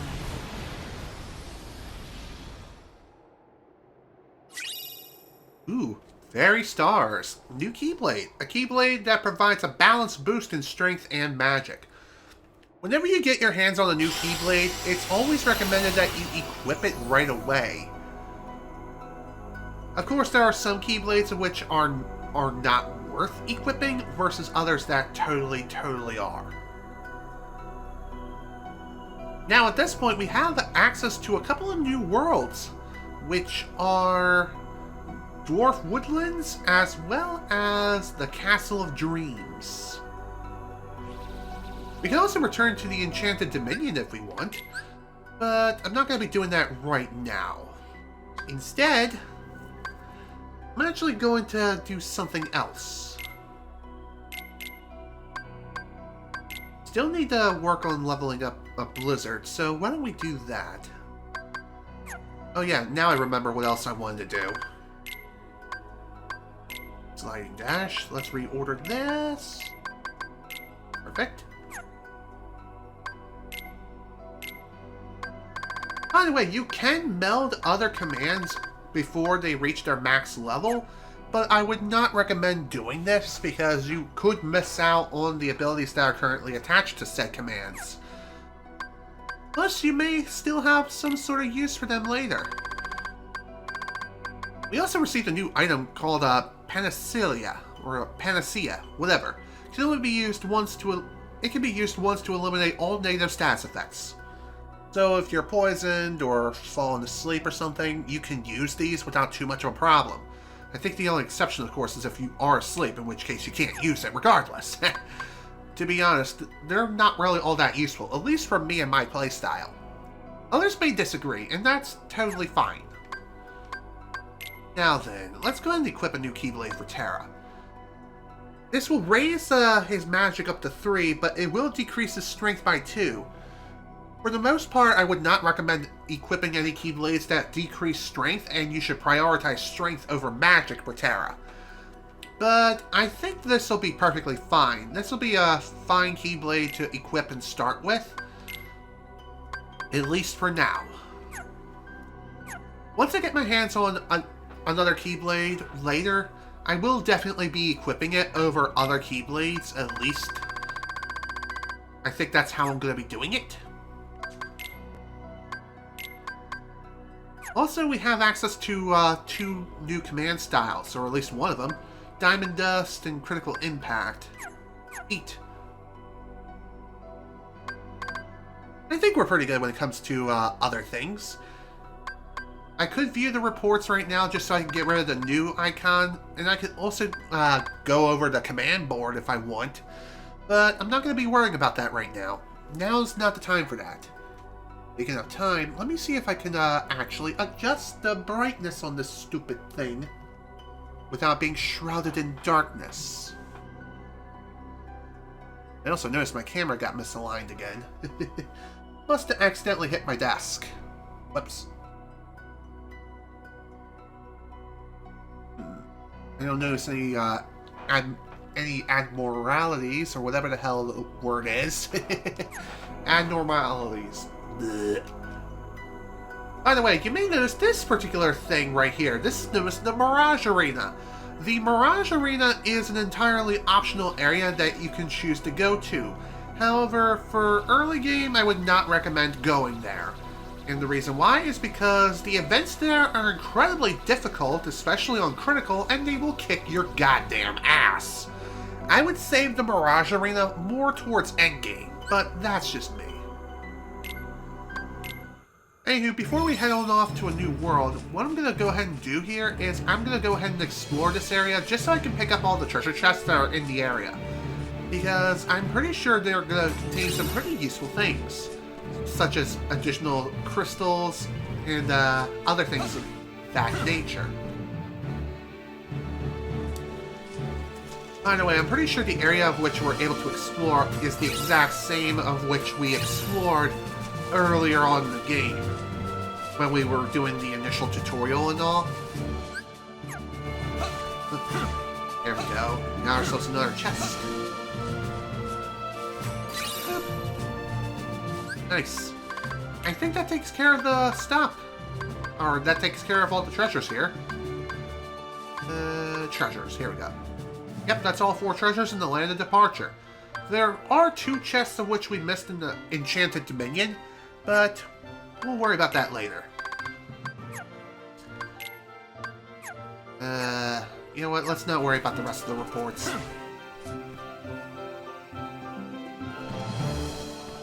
By the way, I don't think you really can explore very much. Not ready to report back to the Master. Yeah, we can't really do much here in the Land of Departure. We can explore a little bit, grab a couple of treasures. Hell, we can even do a little bit of shopping if we want. As you progress through the game, you will get access to new commands that you can buy, which, let me tell you, you definitely want to do, especially when it comes to things like Cure. Gimme. You know what? I'm going to buy 1 more. I know it seems kind of wasteful, but trust me, it's well worth it. And speaking of Cure, I'm definitely going to go ahead and equip at least 1 or 2 Cure commands now. So, yeah, I'm just going to equip 1 for now while I work on leveling up my other commands. At least for the time being.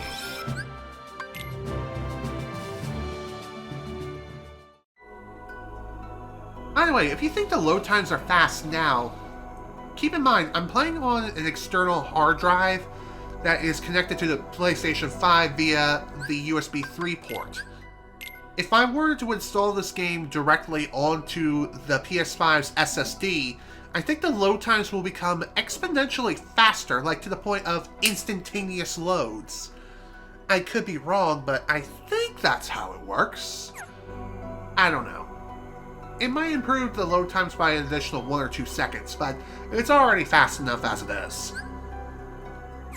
By the way, if you're choosing between 2 different worlds to go to, definitely take a look at the combat level and evaluate whether or not it's worth going to that world first, or if you want to go to the other world. I would always recommend going to the world that has the lowest combat level first, just so you don't get your ass kicked and smeared across the frickin' pavement upon landing. So, next stop, the Castle Dreams, which is the world of Cinderella. Speaking of Cinderella, I don't remember liking the movie very much. Not because I'm a guy, but it's just not my kind of movie. And... Is something wrong? It's just that my friends made me the most beautiful dress, but my stepmother and stepsisters ruined it, and I was so looking forward to the ball.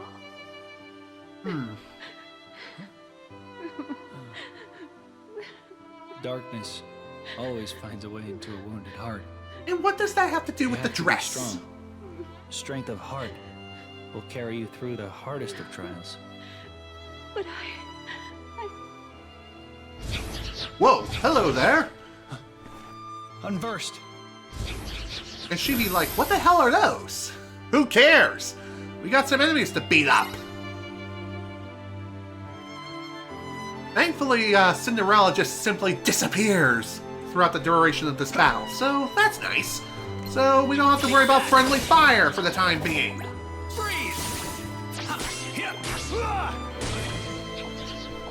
Want some?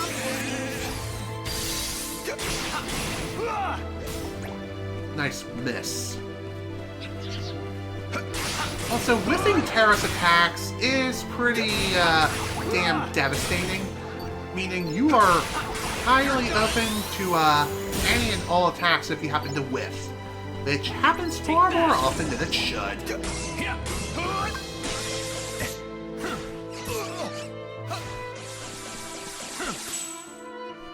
Want some? I'll tell you this right now.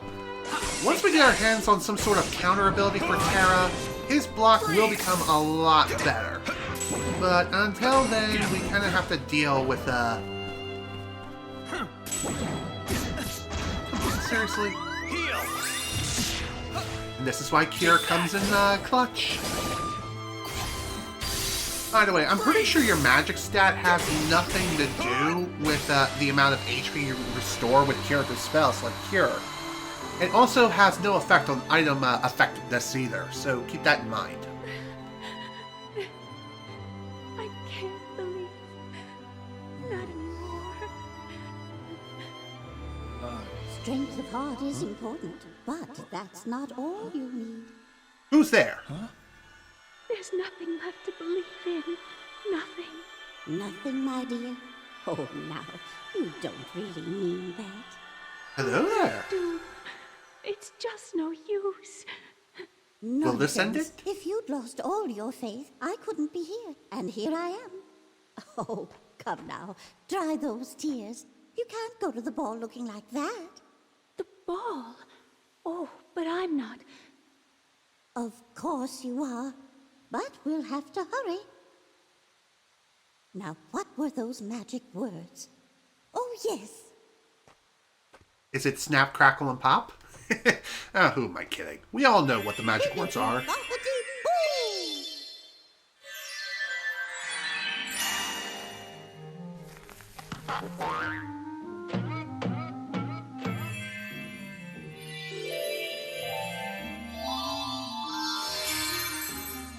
Okay, seriously, how the hell does that even work? Good question. There are no answers. It's just magic. Believe in magic. And also video game logic.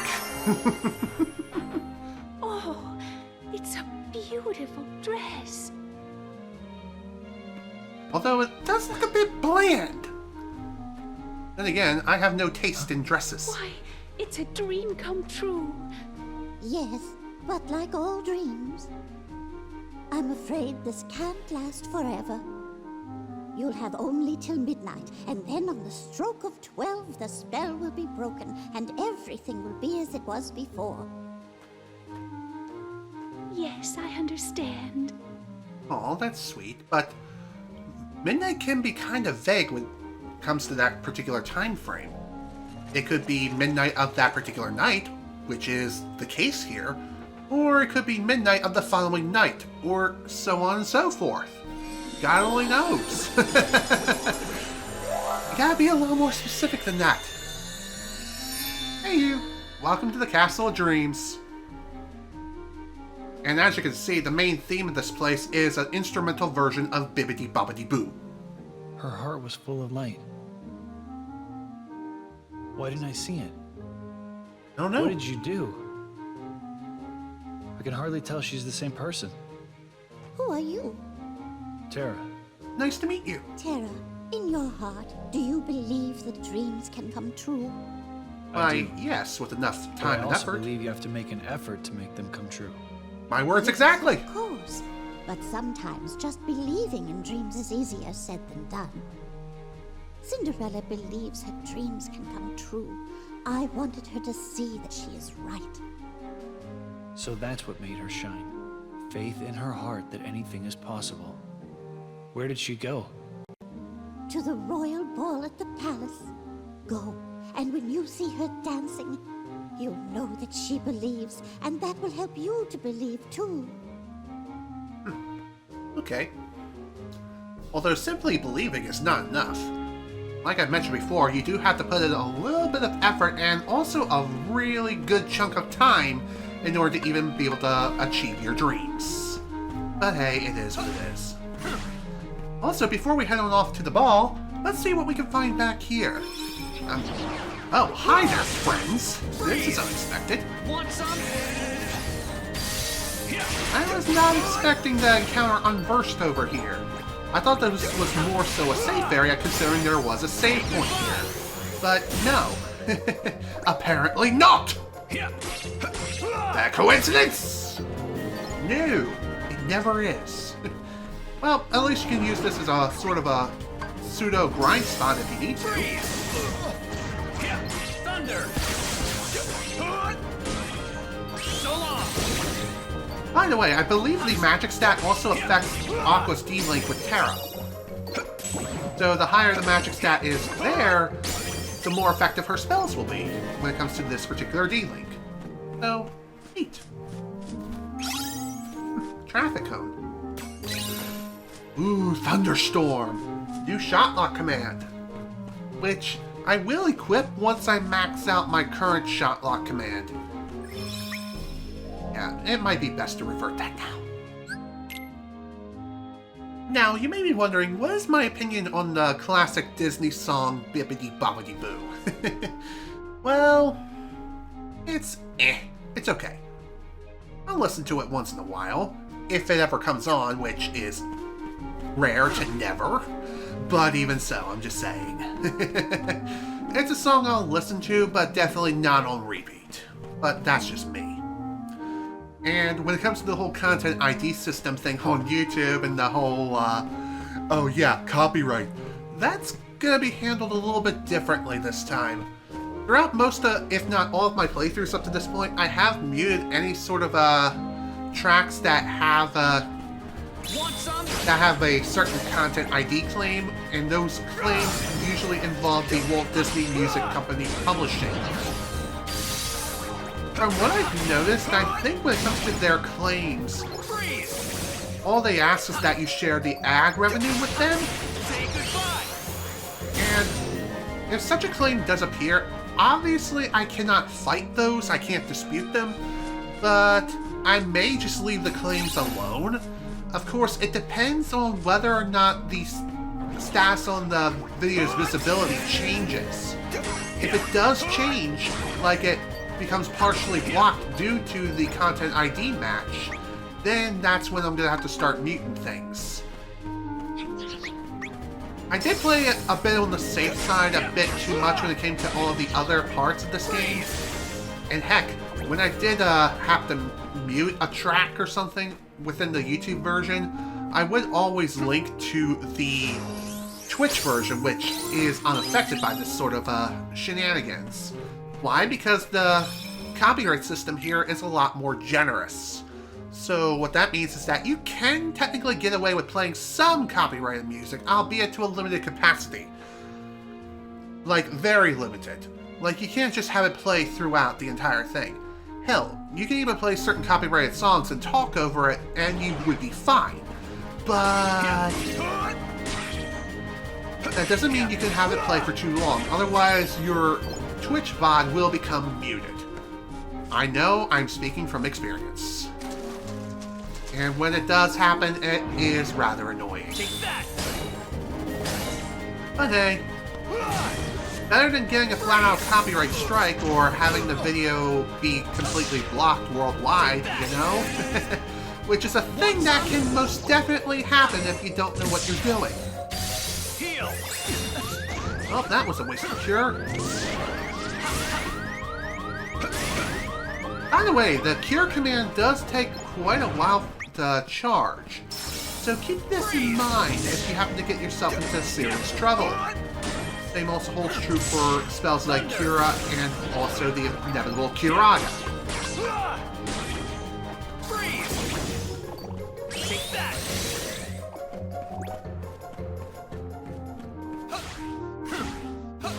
By the way, I'm pretty sure for the most part you don't have to worry when it comes to when it comes to the instrumental versions of certain Disney songs, such as Bibbidi Bobbidi Boo, heck, I didn't have any problems when it came to certain songs in general, just because I was talking over everything whenever I possibly could. And I didn't have too many issues. Sure, I had some, but not too catastrophic. And for the most part, most content ID claims that I would get for the Kingdom Hearts games, I can dispute without too much of an issue.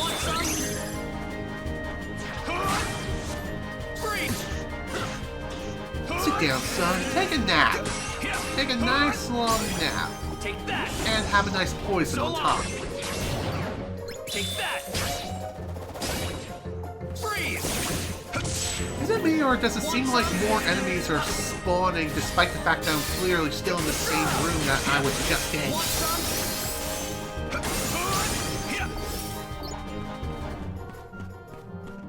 Alright, fine.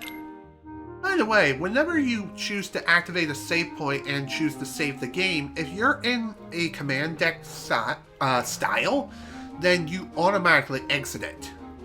Same also holds true when you bring up the main menu. So keep this in mind. Oh dear, that doesn't look good. Better lend a hand, otherwise she may lose her heart. And we all know what happens to people who lose their hearts.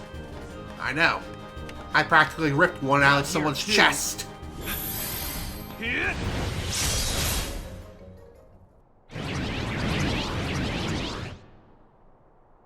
You alright? I've met you before. I'll take care of them. You wait right here. Please, may I go with you? I so want to get to the ball. Sure. Okay. All right. But stay behind me, or you'll get hurt. Very true. You're not worried? Didn't you tell me it was important to stay strong? Oh. I guess I did. Fair enough. So, you ready? Yes. Alright, let's head on off to the ball. Which, let me tell you, getting Cinderella to the ball is anything but easy, especially on Critical. Want some? Although I do love the track that plays here. Just keep in mind that if Cinderella happens to get damaged too much by the Unversed, then it is game over. And let me tell you, escorting Cinderella to the ball here is not exactly easy. Just keep in mind that if she happens to get in trouble, you can quickly push square to jump straight to her side and happen to... You can jump straight to her side by pushing square whenever the prompt appears to block any sort of attack that's coming towards her. It's sick. Now let's keep in mind though that the command or the prompt... Wow, Cinderella is already about dead. And sadly, you cannot heal her. Believe me, it's not possible. I tried. And what's worse is that her current damage value, it carries over to the next room too. That was unfortunate. Let's give this another shot now, shall we? And hopefully this time Cinderella doesn't walk into the enemy. Take that! Freeze! Take that! By the way, I'm pretty sure Cinderella only moves a set distance once certain enemies are cleared out. Even if it looks like that there's only one enemy and she has a big-ass clearance and she can just make a run for the frickin' door, she refuses to move. Not unless every single Unversed is cleared out. So keep that in mind. Want some? One annoying thing, too, about this is that you cannot use D-Links here. Please help. Which is rather unfortunate, but oh well, it is what it is. Come on! Come on now, you oversized Barbie! Let's get moving!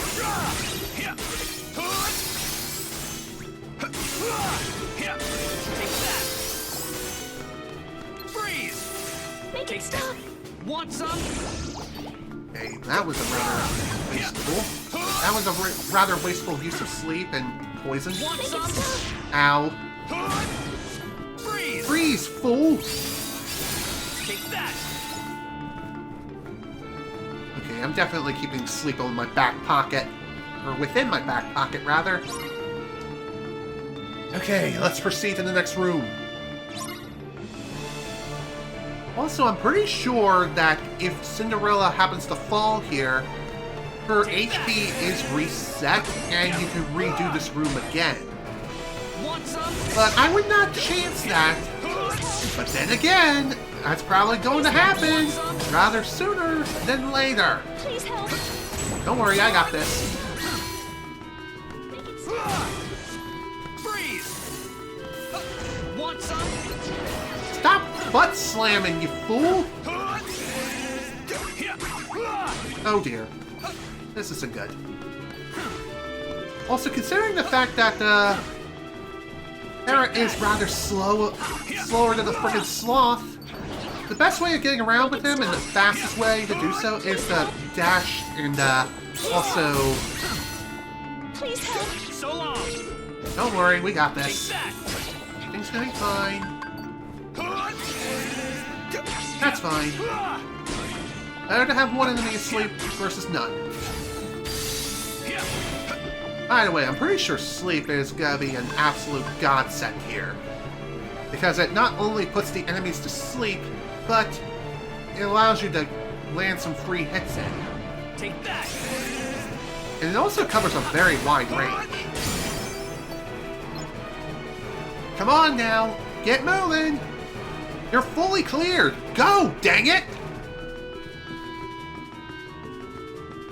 You gotta love having to deal with the longest escort mission ever. And no, she is not as bad as Ashley Graham.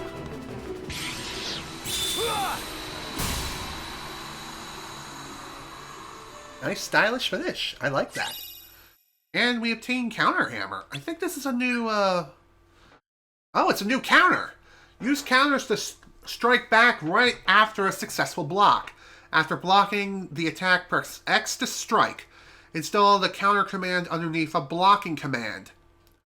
And let me tell you about counters, especially when it comes to Terra. You definitely want to time a counter properly, because if you release a counter too soon, then you lose your iframes. And let me tell you, it takes a little bit of time to recover from a counterattack / block. So keep that in mind. And with Terra in particular, you can block multiple attacks.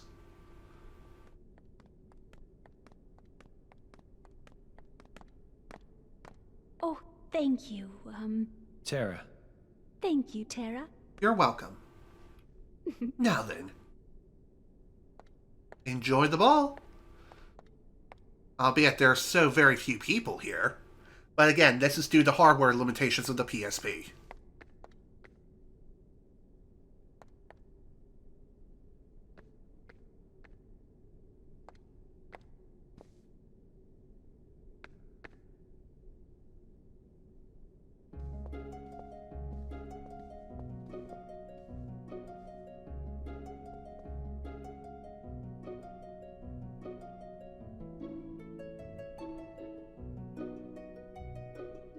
Maybe just believing is enough. No, it's not. Trust me.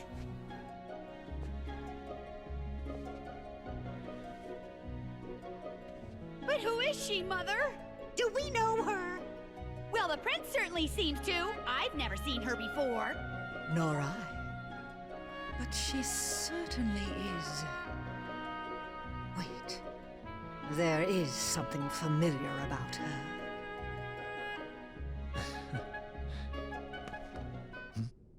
What the heck? Looks like we got company.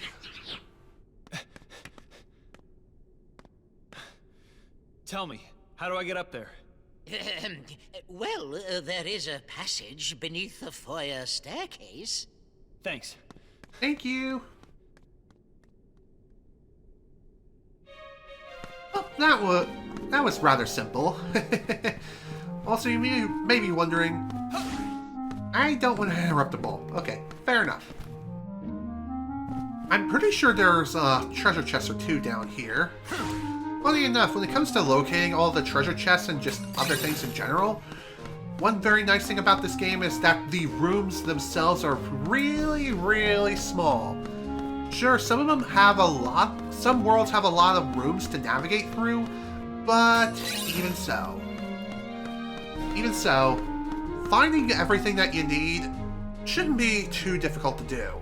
Also, let me see if I can fix the camera at least one more time. Increase the brightness just a smidge. Of course not. I'm gonna be Thanos snapped out of existence if I do that. You gotta love the power of the sun. Or lack thereof, because daylight savings time is a thing. Take that!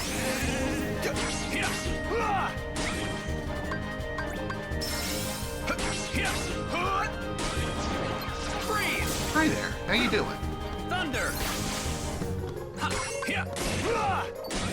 Now then, can we level up Aqua's D-Link within this room? That would be fantastic! Oh, speaking of leveling up, ask and I shall receive. So, level 2, we get Magic Deflector. As far as what that does, my guess is that if any sort of magic attacks happen to fly our way, we'll be able to,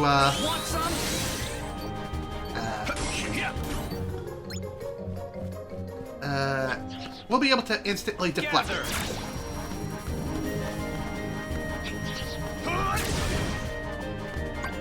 Freeze! Fire! Come on, really? Stupid frickin' Unversed, I swear. You gotta love the, most common Unversed being the most annoying. AKA the one that acts like a regular shadow enemy that sticks underground and just stays there forever and ever. I don't know if there's any other save point that I need to worry about here. You wanna do again? Well, first off, I would like to meld some new commands, which I am definitely going to do. So let's go ahead and meld these two. Blizzard Edge. That actually sounds pretty good. Let's see. We do have some new crystals that we can meld with. Bleeding Crystal. It activates abilities which reduce reload time for your commands. Neat. Okay. It activates various abilities, some for example which will allow you to perform longer combos. Okay. That's pretty neat. Let's see. You know what? I'm gonna go with this. Let's see what we get. Magic Haste. Again, not the most useful of abilities, but not the worst thing in the world. Poison Edge. Now that sounds useful. Let's go with this. Combo Plus. Nice. Very nice abilities. Gimme, gimme, gimme. I'll take those in a bag of chips. And I think I'll go ahead and equip a second cure, just so I have it in my back pocket, ready to go. And as far as another ability, I'm going to equip... You know what? Let's go with Stop. Stop will probably be more useful, if anything. Speaking of melding additional maxed out commands, there are some commands that I currently cannot meld with others. And that is certain commands are incompatible with other commands. So keep that in mind. Alright, let's go ahead and equip the new counter hammer. Here we go. I think I have the Shotlock command maxed out. No, I don't. I think the max level for Shotlock commands is 5, but it purely depends on the Shotlock command. Some may be 3, some may be 2. I don't know for sure. But the lower the level requirement, the more HP, or no, not HP, the more CP, whatever the hell the thing is that is required for leveling these things up, the more is required to level up these things. Simple as that. As far as other abilities that we need to worry about here, Magic Haste is one of those abilities which you can stack up to 5 of these, and you can really shorten the length required to charge certain spells, which is pretty damn good. And as far as Combo Plus, this will extend your combo up to 4, and depending on how many you have equipped, you can have as many as a 6-hit combo. Which, yeah, awesome. what's also awesome is that abilities can be equipped for free, unlike in some of the previous entries which required AP in order to equip. So, that's nice. Also, what I'm going to go ahead and do now is I'm going to go ahead and return to the previous save point, which, maybe I'll take out a few of these guys along the way, just so I can maybe gain some additional experience, some level ups maybe. It really depends. It depends purely on how cooperative these guys are.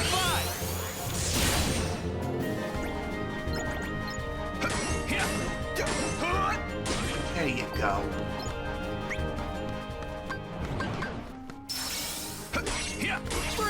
Maybe we can level up another D-Link too while we're at it. That would be nice. Well, that was wasted. Although that finish was actually pretty damn good. Nice combo with Magnera and the finish. Pretty neat.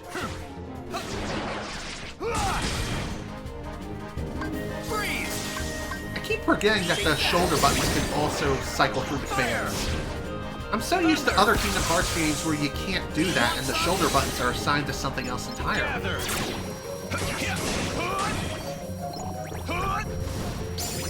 Nice miss. There we go. Fully maxed out Aqua. So, what fully maxed out Aqua's D-Link does is that it grants you auto life. Auto life, what that does is if you happen to die, then it will automatically resurrect you once. And I believe it's only effective once per battle. I could be wrong, but I think that's how it works. So think of Tinkerbell from some of the previous Kingdom Hearts entries, except it's one of those things that can be activated upon command, more or less. It is a pretty big godsend, and it's worth getting your hands on as early as possible. Okay, I think that ought to work for now. Maybe. Screw it. Why don't you all sit the hell down? Want some?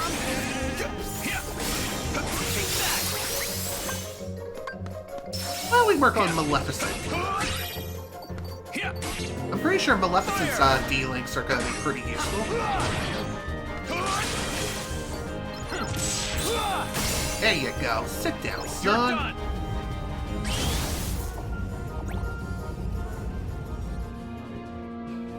Oh, that was a bit of a waste of a finisher, but that's okay. You may be wondering, what does Blackout do? It activates a blind effect. What blind does in typical Final Fantasy games is that it greatly lowers the accuracy of a particular character inflicted with said element. This also holds true with Birthright Sleep in particular. Although, when it comes to the enemies, I don't know how effective it is, so do not rely on it too much. Otherwise, you may run into some serious trouble.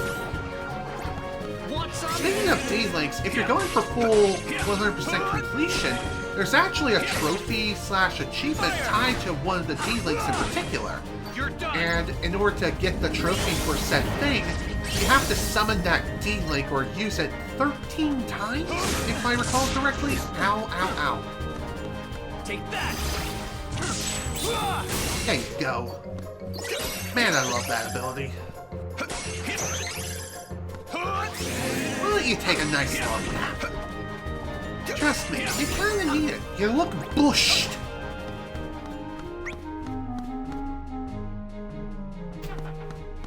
Okay. Now that's out the way. I'm gonna put Aqua's D-Link on standby, I think. Then again, maybe I'm gonna switch it up for Terra. Not Terra, that's who I'm playing as! I meant Ventus. Good lord. What can I say? It has been quite a long time since I've last played this game. Like 5 years.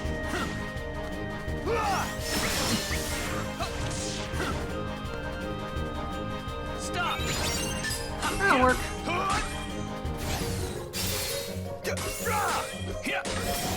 Take Perfect. Very nicely done. One thing worth mentioning when it comes to stop, upon activation, you may notice that the HP bar does not decrease upon striking the enemy. It will only start decreasing after the stop effect wears off. So keep that in mind. So long. There we go. Nice level up. Okay, what I'm going to go ahead and do now is exit the room and re-enter. Because if I head up to the balcony, then I'm going to be initiating the next boss fight. Which I will be doing, don't get me wrong. But I am going to go ahead and clear these guys out just to gain a wee bit more experience. There we go. Again, you can never have too much experience unless, of course, you are fully maxed out as far as levels are concerned. So, just saying. Bye-bye!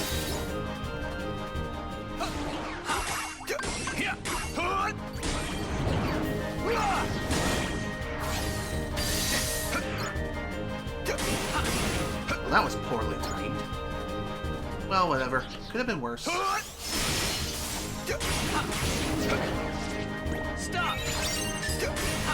Say goodbye! And good night. I'll take care of you. Alright, off to the balcony. Oh, figures. There's a save point here. Well, better to have it now versus never. Okay, as far as commands, let's see if we can meld any. Well, we can definitely meld Cure, which I am definitely going to do. I'm going to meld both Cures.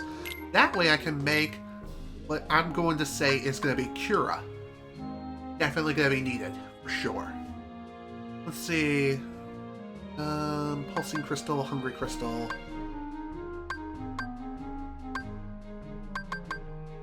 I think I'm going to go with this. Oops. Did not mean to do that. Cure, Cure. Next. Boost your maximum HP. Yeah, I am going to go with this. Yes. Boom. Another item boost. Well, rip. At least we got ourselves a second item boost, so that's neat. Give me Cura. One nice thing about item boost is that you can stack multiple item boosts, which is cool, but still not exactly an ability I'm looking for. You know what, give me that. I'll just take a regular Cure. Funny enough, whenever you acquire new abilities, you could also buy certain ones at the shop upon acquiring them, which is nice. But even so, some of the more powerful abilities become more and more expensive. So that's something to keep in mind. And by the way, I think in order to get Curaga, you need to combine Cura and Cura together, I think. Then again, maybe you can meld both Cura and Cure and get the same sort of spell too. I could be wrong, but who knows for sure. Alright, let's go ahead and save one more time. And by the way, if you're wondering how I'm going to be handling backing up my saves, I'm not going to be utilizing the power of the cloud. Instead, I'm staying with local system storage, and I will have at least 2 save files per character. Just so that way we're all squared away, hunky-dory, and everything will be fine if something disastrous were to happen. So if I were to lose footage or something, I can reload an earlier save. Funny enough, I actually did something similar during my playthrough of Persona 5 Strikers recently. Not because of lost footage, but rather because the footage was unusable. What in God's name is that thing?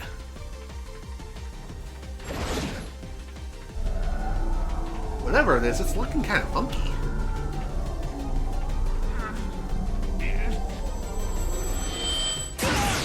Whoa!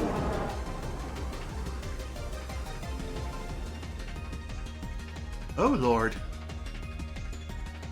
Down here! Down here, asshole! Guards? Guards! Oh, where could they possibly be? They're probably dead.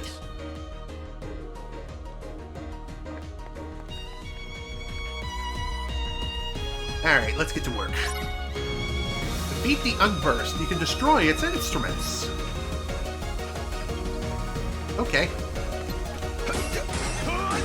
Funny enough, when it comes to the instruments, for the most part, the instruments should be like a first priority to take these things down. I would recommend trying to take down the instruments as soon as you possibly can.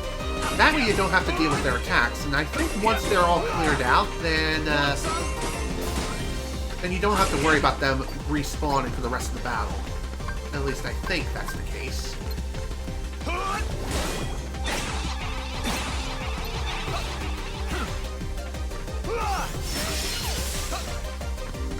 Thankfully, you can also use D-Links in this battle, so if you need like a quick get-out-of-jail-free card, feel free to use it. You can also divide and conquer, too, between all the different musical instruments and even the main conductor or, yeah, the main person himself, if you so wish. Thankfully, I believe these instruments are susceptible to status elements. So that's nice.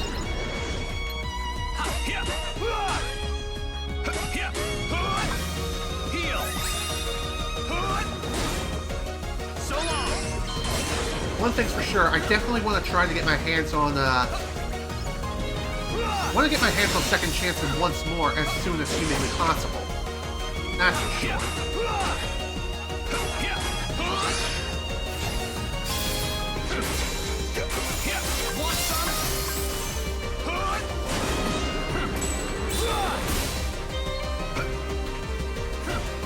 One more thing worth mentioning, too, when it comes to counters is sometimes it's not wise to counterattack at all or even straight away.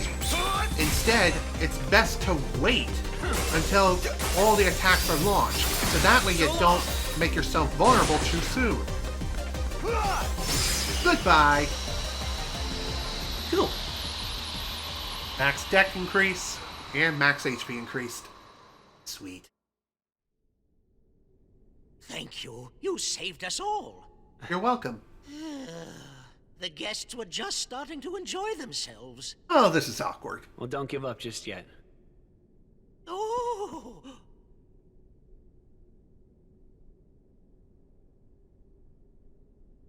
Tell me something. Have you always had a problem around here with those monsters? No, I believe they began to appear shortly after a boy in a mask arrived in our kingdom. Those that saw him said the monsters obeyed his every command. A boy in a mask. Do you know where he is now? Well, no. I don't believe anyone has seen him since then. I see. Very interesting.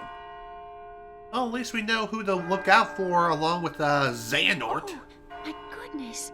It's midnight. Yes, so it is. But why? Goodbye. Wait, come back. Please come back. Acting! I'm sorry.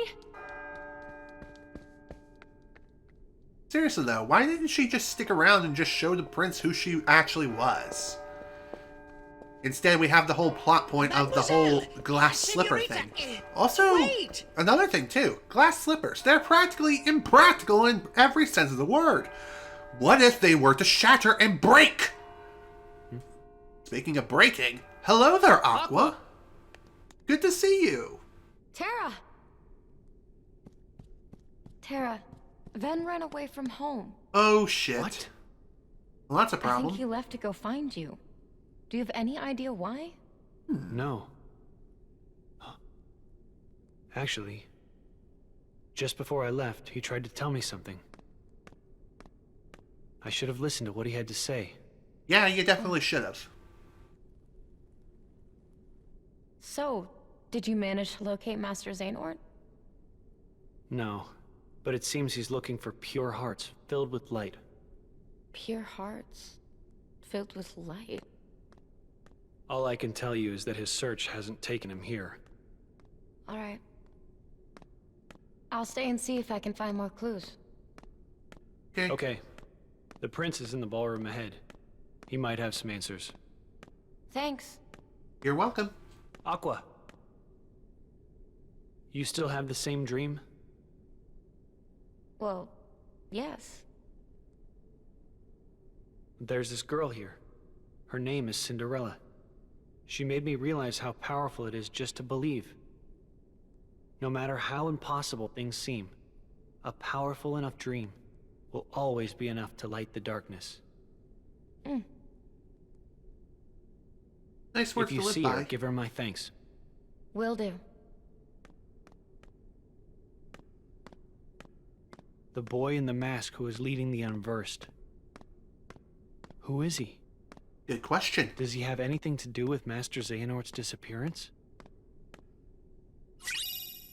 Only one way to find out. And we also forged a D-Link with Cinderella, which is pretty sweet. Her abilities are actually pretty damn good, all things considered. Also, apologies if I just got Thanos snapped out of existence again. Just want to make sure that everything is hunky-dory and I'm not a glitchy mess, but that's darkness for you, and the lighting condition in my room is not too great. That's just something I have to deal with. And we also got ourselves a new Keyblade, the Stroke of Midnight, a Keyblade that makes it easier to land critical hits. Pretty nice to have, considering that critical hits are pretty damn powerful in this game. And we unlocked a new command board for Castle of Dreams. So, when you first start the game and you first get access to the command board, you'll only have access to the Land of Departure one. As you progress through the game with each of the characters, you will unlock more and more command boards depending on what worlds you clear. Of course, when you clear a new world, that doesn't mean you automatically get access to a new command board for that corresponding world. The command boards that exist for certain worlds only exist if a certain character has a significant significance there. So, for example, we had Cinderella in Castle of Dreams. Since we didn't have anyone in the first world, which was Enchanted Dominion, other than Aurora, she is like dead asleep, we don't have a command board for her. At all, for all three characters. So that's something to keep in mind. Speaking of command decks, let's see if I can meld any new commands. I don't think I can. No, I can't. Not at this time. But at least I can add a new command, which I'm definitely going to do now.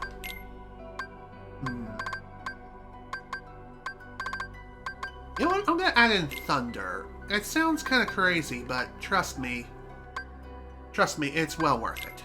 And I'm going to replace Sleep with Strike Raid. And I'm also going to keep Stop. Actually, no. I'm going to work on Slow instead.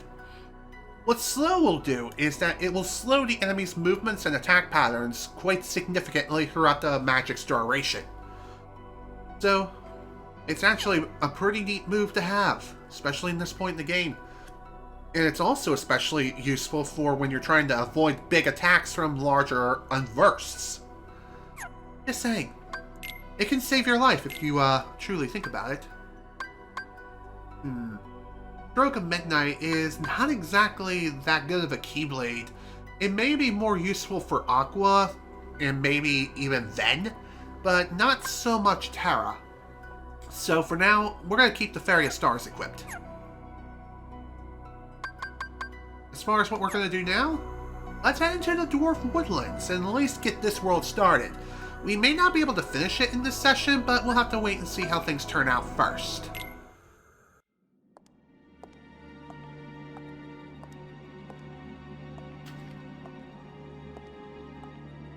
Spirit of the mirror, come from the farthest space. Through wind and darkness, I summon thee. Speak! Show me thy face. How about no, you crazy witch? What wouldst thou know, my queen? Magic mirror on the wall. Who is the fairest one of all? That would be Tooty the Bear. Famed is thy beauty, Majesty, but hold, a lovely maid I see. Alas, she is more fair than thee. Alas for her. Reveal her name. Lips red as the rose, hair black as ebony, skin white as snow. Snow White. How do you know it's her exactly? A mirror that knows and sees everything.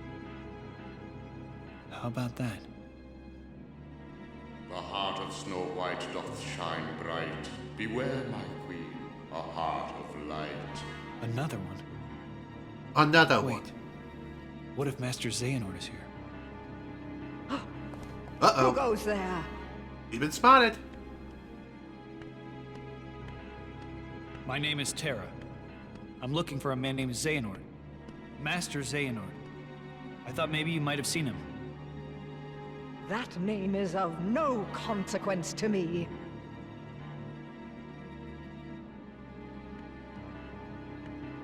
Wait. Yes? Ah, yes. I have a task for you. If you succeed, I will ask the mirror where you might find this Master Xehanort. And the mirror will know? Do you dare to question me? Yes, very much so. What is the task? There is a young maid who resides in this castle. Her name is Snow White. Kill her. Jesus! And make sure you do not fail.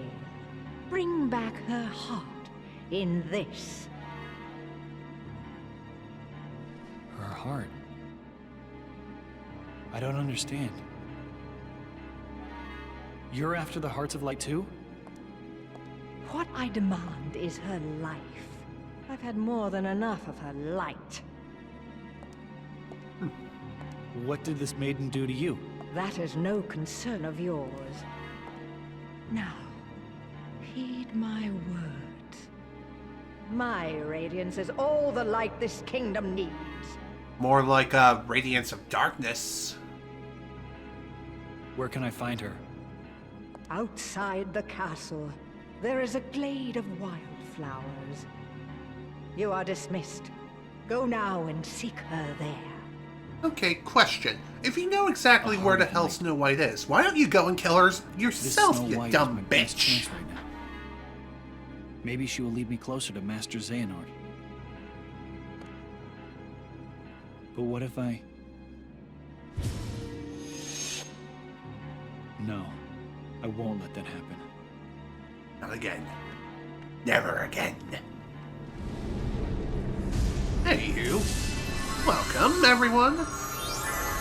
In the next world, the Dwarf Woodlands, aka the world of Snow White and the Seven Dwarfs, which oddly enough has not received a live-action remake yet, which I will say, thank God for that, because we've had enough of those lately.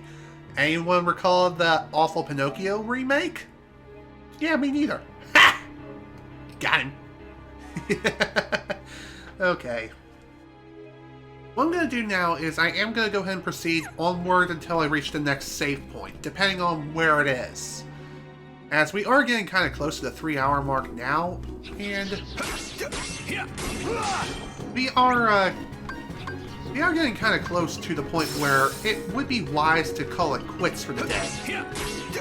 And hopefully I won't go on another 2-week hiatus.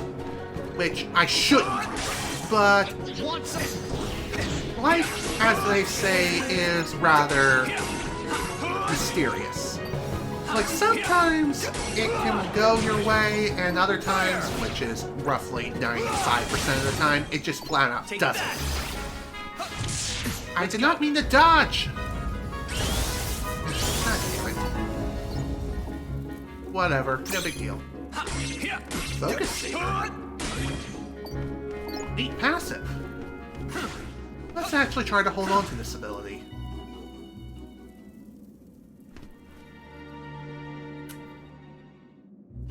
So like I said, if you are working on leveling up D-Links, if you're in the middle of a battle, try to level up as much as you can, but upon leveling it up, I would try to make a quick dash to the nearest exit as soon as you possibly can, and hopefully not end up in the nearest boss arena. Otherwise, you're going to get smacked. Although if you are confident in your abilities, then by all means, live dangerously, you little nerd.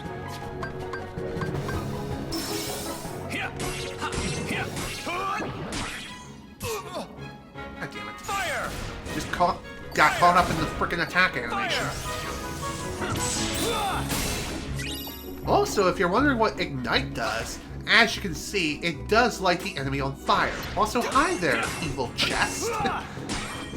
I knew it would be a bit too easy to deal with you.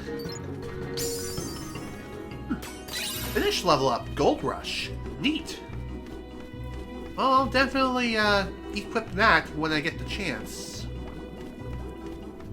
I definitely do not want to exit the D-Link right now because I'm working on trying to level it up.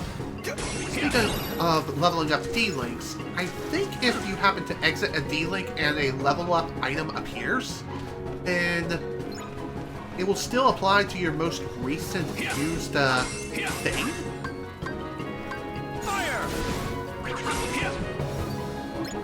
Speaking of leveling it up, boom baby! Nice. Now we got Drain. So, what this passive does is that it will allow us to drain HP from the enemy as we attack them, which is awesome. Fire! Crap! Fire! Fire! Dark Fire-Raga. So long. Neat. Want some? Want some? Not too bad of a finisher.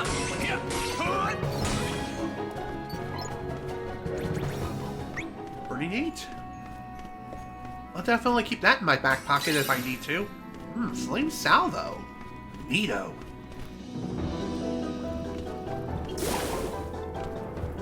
Actually, it might be a better idea to make a quick exit. I did just level up another ability, or another D-Link recently, so might as well try to keep the experience as much as possible, you know?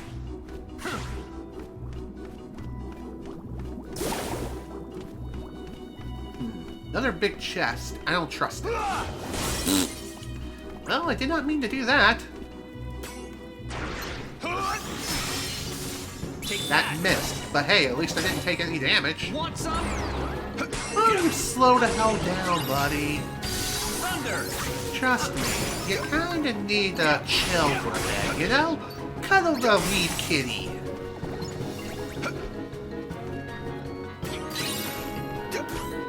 Oh, come on, seriously, come on.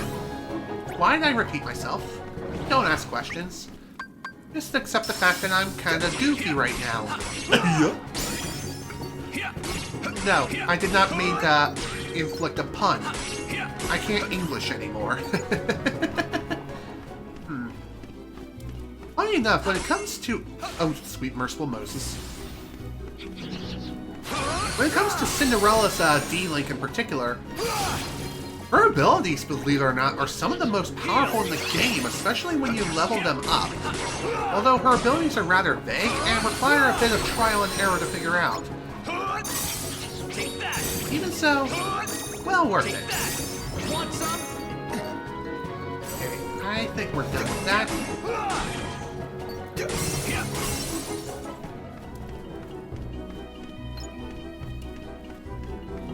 Hello. Auto Remedy. Neato. I think what that does is that upon being inflicted with a status element, you are instantly cured. Also, you may have noticed these weird potions that are scattered throughout this room. You need to time your strikes properly if you're planning on breaking them open. If they're red, then they act like an explosive barrel, and thus will deal a lot of damage to both you as well as your enemies. If if either of those conditions happen to be nearby. By that I obviously mean, if an enemy is nearby a red potion as it's about to go boom, prepare for a nice big fat explosive party. Just keep in mind, don't be too close to it yourself, otherwise you'll also go boom. If you happen to whack the potion while it's blue, then you'll restore some of your D-Link gauge. If it's green, then you'll be able to recover some health. Plus, I think these things respawn upon exiting the room and re-entering. So, that's something to keep in mind. Take that.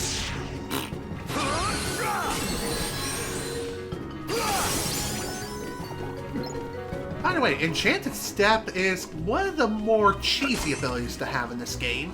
How cheesy is it? Well, later on we're going to get our hands on a really powerful ability, which I will say is probably the cheesiest ability in the game, and there are two variants of it too. That makes it that much more devastating. Goodbye. Oh, you're not dead? Okay then, take that. Bye-bye.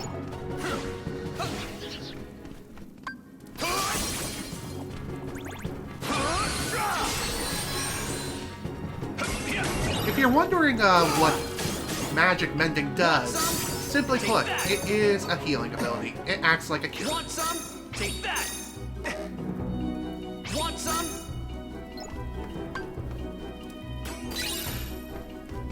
Okay.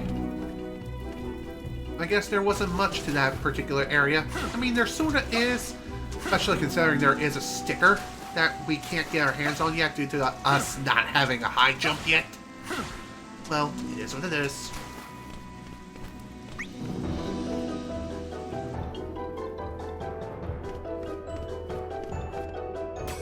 It also looks like we can't do much when it comes to navigating to other parts of this area, which is rather unfortunate. I would love to be able to get up there, but it doesn't look like I'm going to be able to do that. And again, maybe another door opened with that lever too? I could be wrong.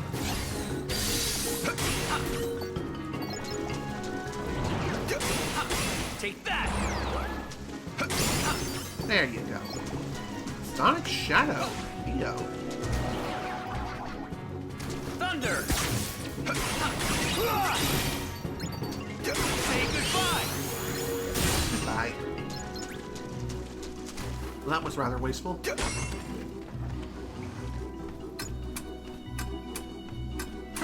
Okay, I guess there's no other thing we need to worry about over here. By the way, as you can tell, I don't even remember what I was going to say. Dang it!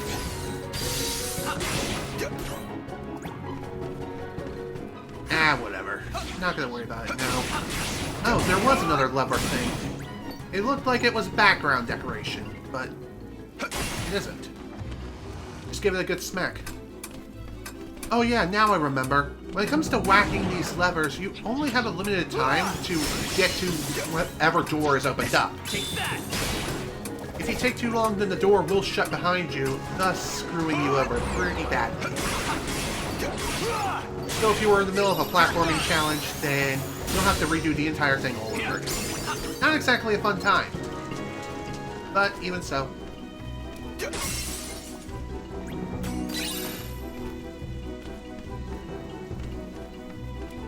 Is there another lever that I need to worry about over here? Then again, maybe there was one, and, missed it. Now that I think about it, perhaps that lever that activated that one door also activated the other one that was there. Thunder! Goodbye. It may look like things are going by pretty easy right now, but trust me, it will get harder as the game progresses and we get access to more and more Disney worlds.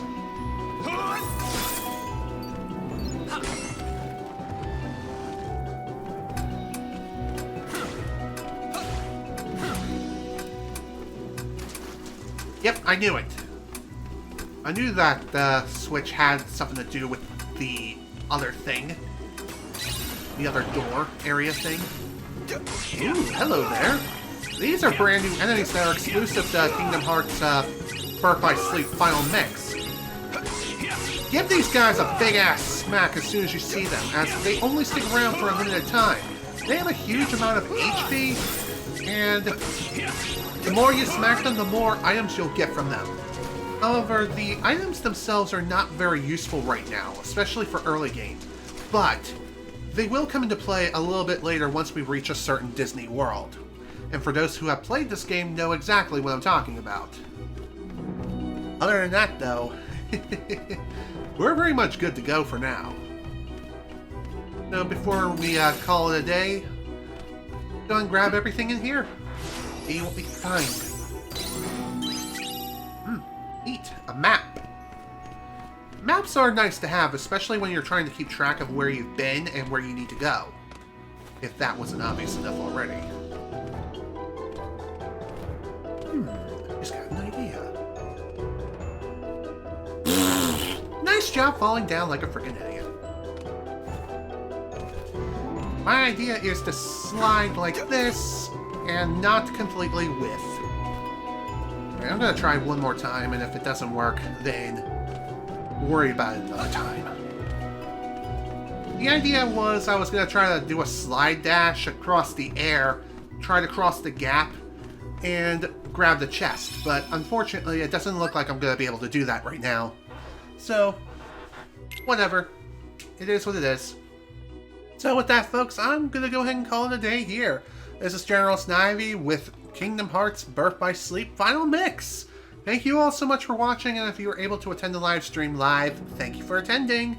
Next time, we're going to be finishing up this world, hopefully, and we'll also be exploring more Disney worlds and figure out how the hell it is we can seal the darkness within Terra's heart. Spoiler alert, it ain't gonna work, but can't hurt to try, am I right? Well, I hope you're all looking forward to the wild-ass ride that is going to be Kingdom Hearts Birth by Sleep Final Mix. So once again, thank you all so much for watching. Hope you all enjoyed. See you all next time.